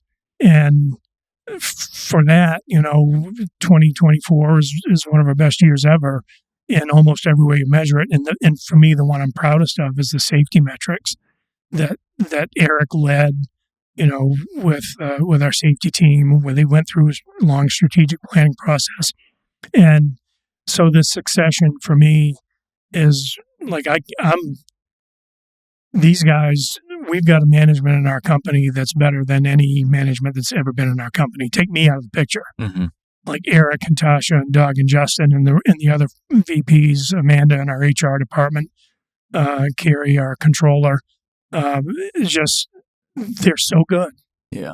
And like, I'm just standing back in awe, like at how good this group is and the way they treat people and the way they feel about people and the values they have around people that are just so well aligned toward our people winning in the long run. And I'm so grateful for that. What is your official role now? CEO. Okay. So basically my role is, the name of it is CEO, Eric's president, COO. My role is strategy, strategic planning, and also leadership development. Because what I want to make sure that we don't ever have, when Eric it's time for him to move on, and I want him to look back at this role at this time and go, oh, that's how they did it. Mm-hmm.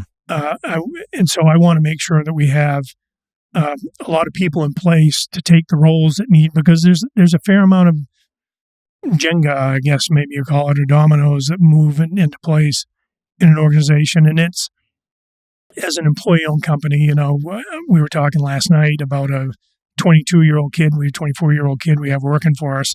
And I highlighted his accomplishments to our board. And the last thing I put up was, and he's still got 40 years to go.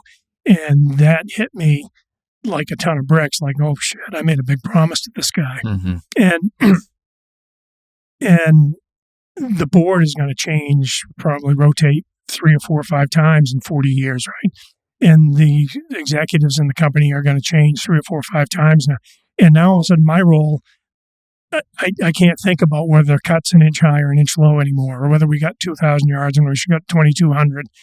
My role is, the promise I made to this guy has to be realized to him in 40 years when he decides to turn in his chips, for the cash that the ESOP promised him. And it's a different role altogether, and it's not one that I never saw myself in as a younger guy. Even 10 years ago, I didn't see it this way. But because with the ESOP, it's interesting. It's a great model, but it only succeeds if the company succeeds long term. Right. It's only as good. And when the company all of a sudden, someday, if the company goes, well, we failed. Yeah. There's going to be a lot of people holding Confederate dollars. Yeah, paper that's right. Worth nothing. Yeah. And it's my job as much as I can with the team I've got. And trust me, these people are all online. Like we're not working for people necessarily that are working in the business now. We're working for people that haven't been born yet. Mm-hmm. That's the only way it works. That's the way I've begun to think of it, is like we're working for people that will be born in another 20 years and that will be working here 40 years from now. And the ESOP model, there's also a significant consideration for growth, because you do now have that share price that is known throughout the company. Sure. Celebrated every year. Yeah. Celebrated every year. Everybody, it's valued every year. Yeah. It's published every year. I've been a part of some of those ESOP meetings, which are really, really cool. I was a part of Garney's this year, which was spectacular to see their leadership come on stage and talk through, the business, where the business is at, share price, etc. It was just spectacular. But it's a double-edged sword. It does create a sense of ownership when done correctly, but then you do have a share price. You do have an expectation that it will continue to go up.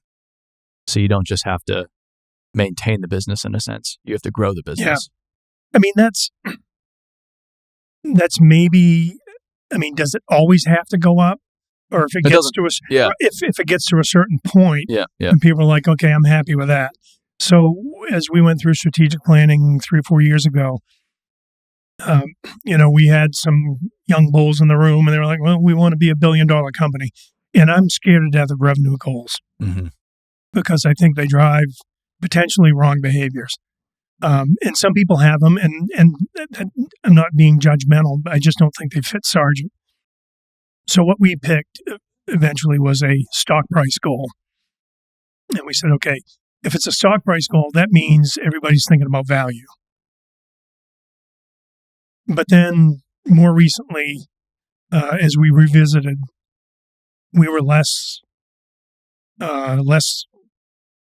enthralled with the stock price goal. Because it does mean growth. And some people in our strategic planning group was like, okay, I don't mind growth, but don't lose this culture. Don't grow away from this culture. And Pete Perzo, I think the way he worded it was, let's just make more of what we have now. Yeah. And so that's great. So we're trying to figure out now what our BHAG is, a big, hairy, audacious goal. And this is something we just talked about last week. Like, what is it? What does it mean to us? What do we want to be? Do we have to grow the stock price forever and ever and ever? I think there's this thing, certainly with publicly traded companies, that we want the stock price to grow, right? And then you've got things that have happened with Boeing, and there's a American Scandal, I think it's American Scandal podcast. Mm-hmm. They had a number of issues about Boeing and all the problems they're facing. Yeah. And it sounds like it was like when they started saying, okay, engineers get out of the way, and the people that are worried about the stock price are going to run the company, and now we're going to farm out, instead of making all our own parts, we're going to farm out all our own parts. And if you look at what Boeing is today compared to what they were, and some of the tragedies that have taken place, we got thinking about that in terms of our stock price, and we're like, okay, so this could lead to the wrong behaviors. Mm-hmm. This could be like, if a guy's worried about stock price, to hell with quality. Let's just get this thing done. Nobody's going to see it.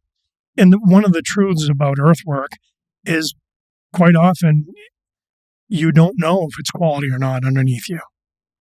The first day you drive on a road, you don't know if it's quality, or park in a parking lot.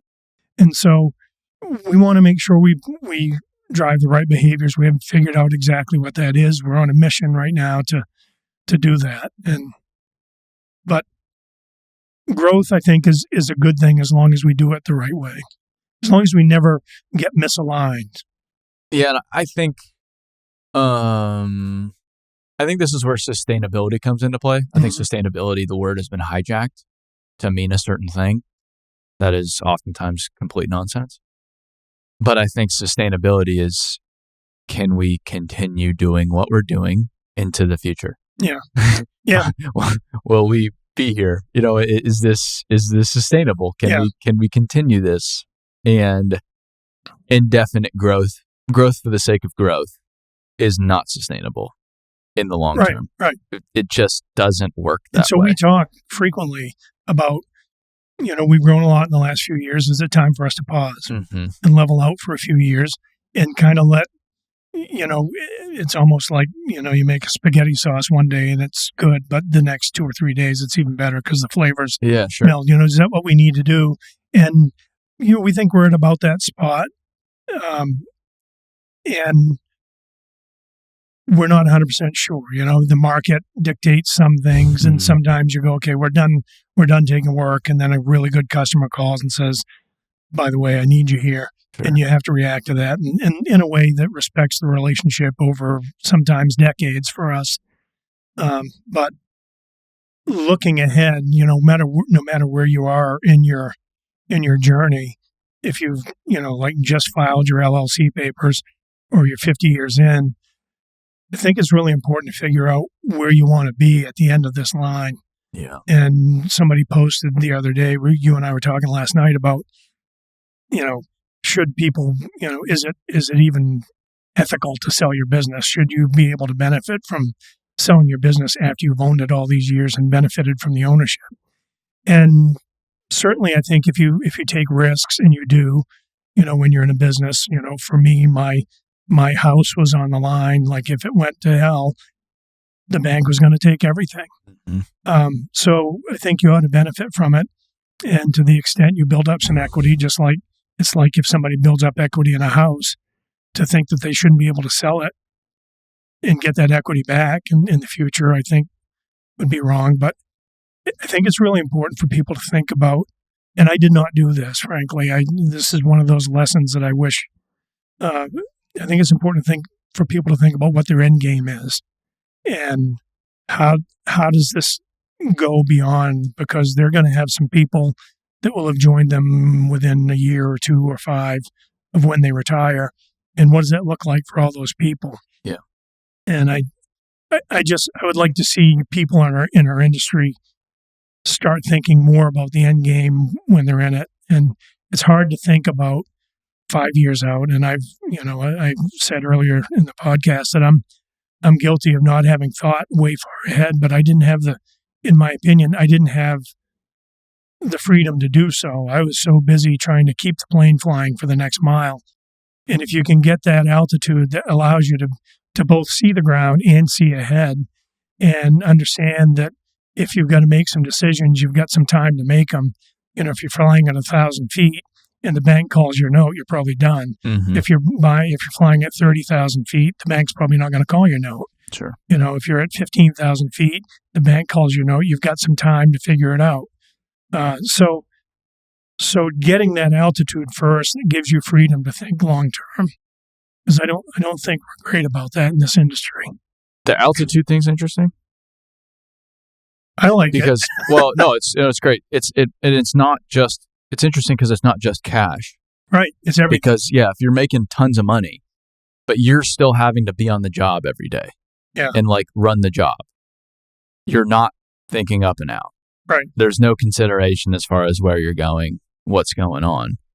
So if you don't have the leadership as well, you can be too far in.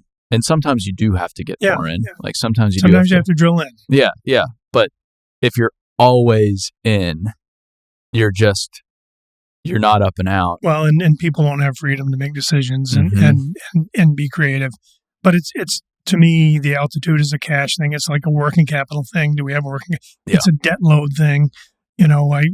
When we bought H.E. Sargent, like Sargent was flying at this altitude and H.E. Sargent was this altitude. Mm-hmm.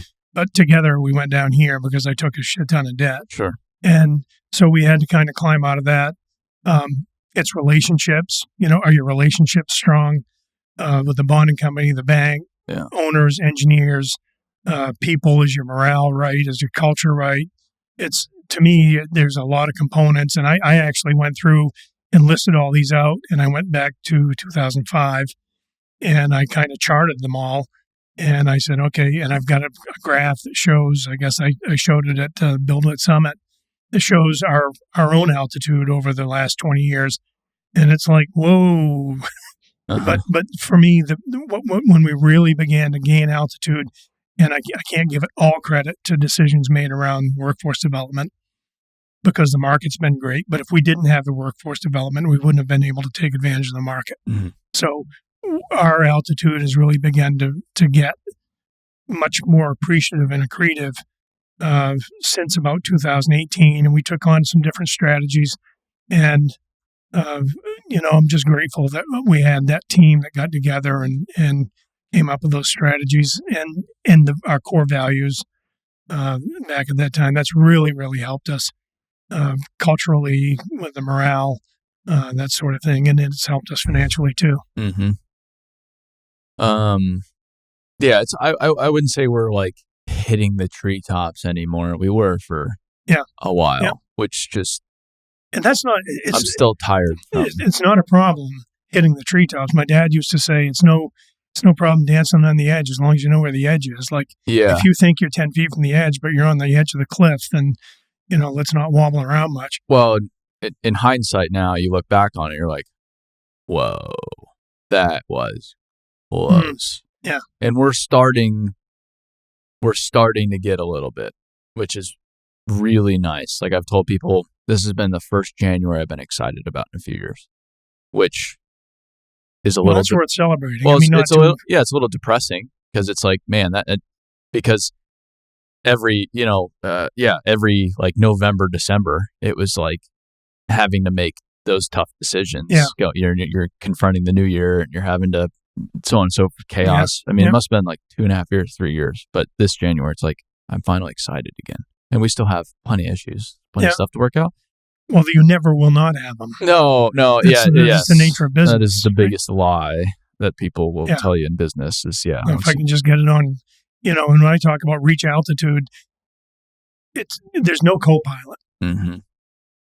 Get up to 30,000 feet. There's really no you trim the plane up, but there's always adjustments to make. Yeah. There's always evaluation of the relationships, evaluation of how your relationship is with people, evaluation of the market, evaluation of relationships with the owners, engineers. Well, and maybe... And where the world's going. Well, continuing with the analogy too, maybe it does make sense. Like losing altitude's not always like the market falling out underneath you. Maybe it's, hey, we've got to make this acquisition, right? Which is we are gonna lose 10,000 feet here. We're up here, but we have the 10,000 feet to lose. We are going to take on some more debt. We are going to have this multi-year period to integrate the culture, whatever it is, and get assets squared and, do all that. But then it's going to ultimately get us to a better place. But it's more of an intentional thing. Yes. And so, I'm a pilot. I guess they say once you're a pilot, you're always a pilot. The license doesn't go away, I guess. And one thing they teach you is there's the three most useless things to a pilot are altitude above you, runway behind you, and fuel you used to have in your tank. And so the altitude above you is such a powerful one for me because if you're a pilot, you don't bleed off that altitude just for fun. Mm-hmm. I mean, it's exhilarating, right? And when I was a pilot, I used to take off from Bangor and I'd go up to the lake and I'd drop down about 100 feet over the river. And it's risky, right? But it's exhilarating, but that's not my business. So I want to be up higher, and I only want to bleed off altitude in ways that service future higher altitude. Mm. And if that's an acquisition, we take on acquisition debt. Then our altitude drops some, but we know it's an intentional thing that's in service of us being able to climb at least to the same altitude and hopefully higher. Sure. And that same thing goes into like all the decisions. If we're going after a huge design build job, is that going to take us down in altitude? Is that going to serve to take us up in altitude? If we're talking about, our new office, that, the big thing for us was to have some training space. So it takes us down initially, but we've got training space that's really respectful of the workforce we have and is in service of us gaining altitude. And I think it's doing that. It also is a great recruiting tool, more than I ever thought it would be. So we spent some money on this office that was like, okay, that probably took us down 1,000 feet, but, we can regain it. And so it's an intentional thing versus, some of the biggest mistakes I made are buying a bunch of equipment just to save on taxes. I see that all the time. And I'm on a little bit, I haven't figured out the message 100%, but I'm on a little bit of a mission, not that anybody wants to listen to me, but stop making decisions based on taxes. You're going to have to pay the taxes. You can't get away from the taxes. You're going to have to pay the taxes. Yeah. It's a deferral. Uh-huh. So make business decisions, not tax decisions. I see that so often though. Well, I did it in 2009. Yeah. The recession came 2008. We had a massive backlog through 2009. We made more money in 2009 than we'd ever made, and I needed a tax break. So I went and bought 8 Cat 735 trucks. Mm. So those aren't cheap, sure, as you know, yeah. And I wanted the bonus depreciation on them. But I also wanted them to be there in case I need them because I was afraid the dealers wouldn't have them around. Then all of a sudden our backlog dropped off, and I'm driving around the backyard, and I've got 8 Cat haul trucks and the D10 parked there for the whole summer. Woof. And in this particular year, we lost money from an economic standpoint. But because I didn't have depreciation left, because I took all this bonus depreciation, I didn't, from a tax standpoint, I didn't have depreciation left to take. We actually made money from a tax standpoint. And so I had to pay taxes on money I didn't make. Woof. Yeah. Stop making decisions based on taxes. Pay your effing taxes and call it good. If you're listening to the accountant on everything, you will go out of business. If you're listening to the lawyer on everything, you will go out of business. Yeah. I mean, you have to take that advice. It's valuable. And it wasn't, to be clear, it wasn't my accountant's idea to buy all these trucks. It's not an individual. Right. Yeah. It's just that their job is to minimize tax liability. Right. Or a lawyer's job is to minimize risk. Yep. But there's also significant risk in not taking risk at some point, or not having cash on hand. Yeah. Cool, yeah, we're going to have to write Uncle Sam a check here. Right. But then like we now have we're that deeper cash. in my situation. Now we're deeper in the recession, and we've suffered for 2 or 3 years with minimal work, poor margins. We're losing money. I lost money twice in 30-something years, and we're losing money. And all of a sudden, my accountant, who happened to be Tasha at the time, she was working outside the business as my accountant. She says, you got a little bit of a problem. You don't have any depreciation, and you're going to make money this year. And I said, stop that talk right now. Right. And she's such a wonderful person and such a great friend, but that was not a piece of news she wanted to deliver to me or nor one that I wanted to hear. Yeah. And it was just like, if I could back up 5 years, I would not have bought those 8 trucks. Yeah. That's one I see a lot. Very often. Yeah. Very, very December often. People are jumping through their assholes to make purchases so they can write it off. And, the equipment dealers are like, come on down. Yeah. What do you need? Yeah. More trucks. 5? How about 8? We've got 3 more for you. Yeah. Well, we got these that have been on rent, and they're cream puffs. Yeah. You'd look good in those. Yeah, right? sure. Yeah. It's the same thing for. I mean, like, you can't listen to quote unquote engineering for everything. Like, a job still has to be constructible. Right. Like, it's you can't listen to the contractor on everything because the job still has to be engineered, economically viable, haywire shit together. Yeah. That'll last a couple of years until our warranty's up. Yeah, it's just a matter of balancing everything and different perspectives and where your altitude is and so on and so forth. This is good. I've enjoyed this. Yeah. A lot of fun. I think this is our 3rd podcast. 3rd, I think, yeah. Maybe. I haven't gone back to listen to any. Maybe I haven't listened to them either. Maybe I was on the Sargent podcast once too. Yeah, that's right. But I don't know if you were involved in that one. Were you? I think maybe you were. I think I was. So 4th, technically. I think there's one I interviewed you for yours. Yeah. I don't know. That was a long time ago. I think that it wasn't really that long, but there's been a shit ton of water over the dam. Well, in my life. Everyone's a bigger percentage of my life than yours. Well, percentage wise, I mean, I'm getting to that point where a year doesn't mean much anymore.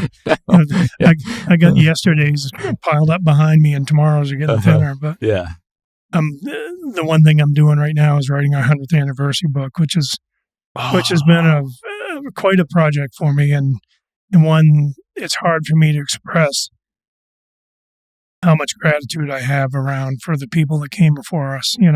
Like, man, we are standing on the shoulder of giants.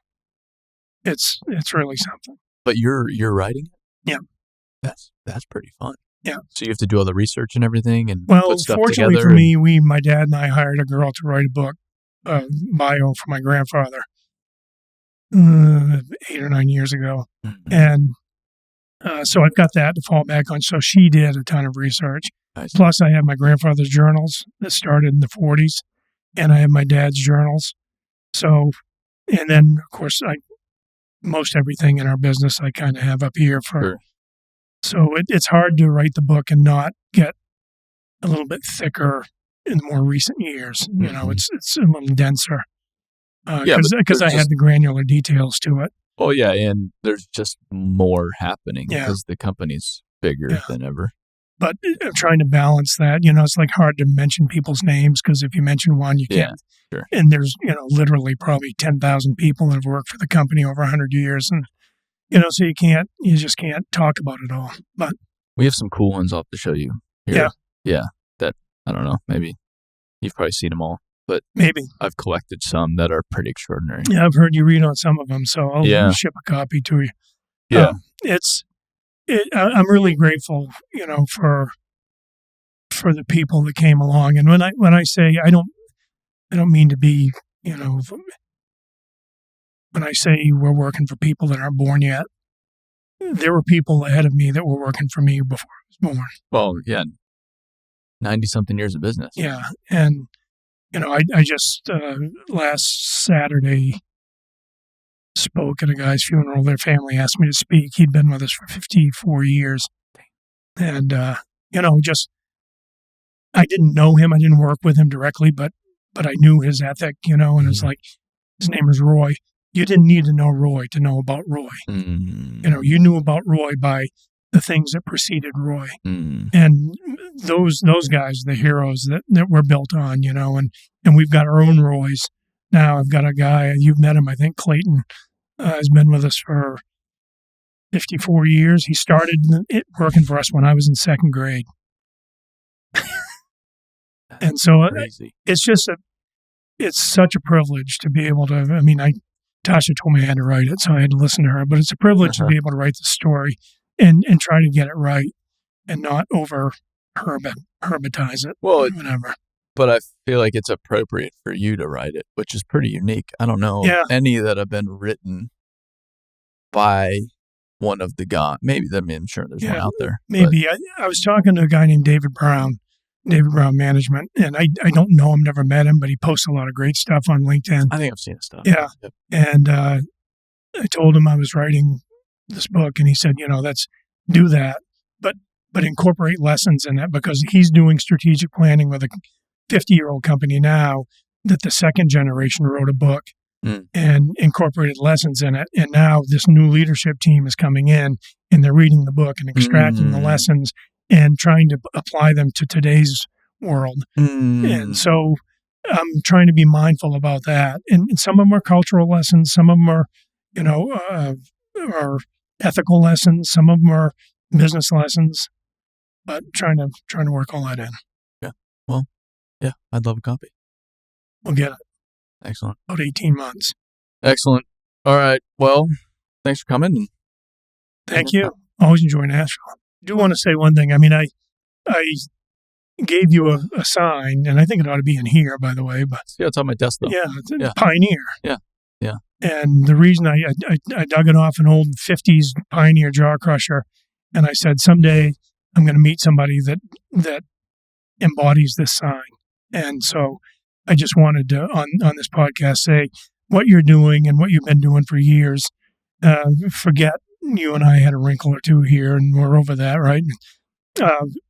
Even through the whatever we disagreed on, it was my belief that what you're doing here in this industry is pioneering, and the industry is going to be better for what your vision has been, and what Buildwood is doing out there. I really believe that. Well, I just wanted to say that to you. So everybody could hear it. Pioneering is messy work. It is. And that's why most people don't do it. Well, you don't have your Lewis and Clark expedition team here. Right? Yeah.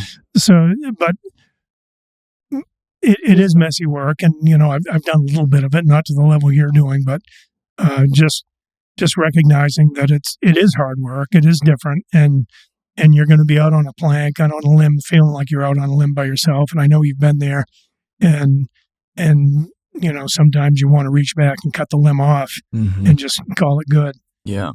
But just know that I think the industry, even if some don't recognize it now, the industry, I think the story will be told, the history will look back on what you and your team are doing in a way that we'll be forever grateful.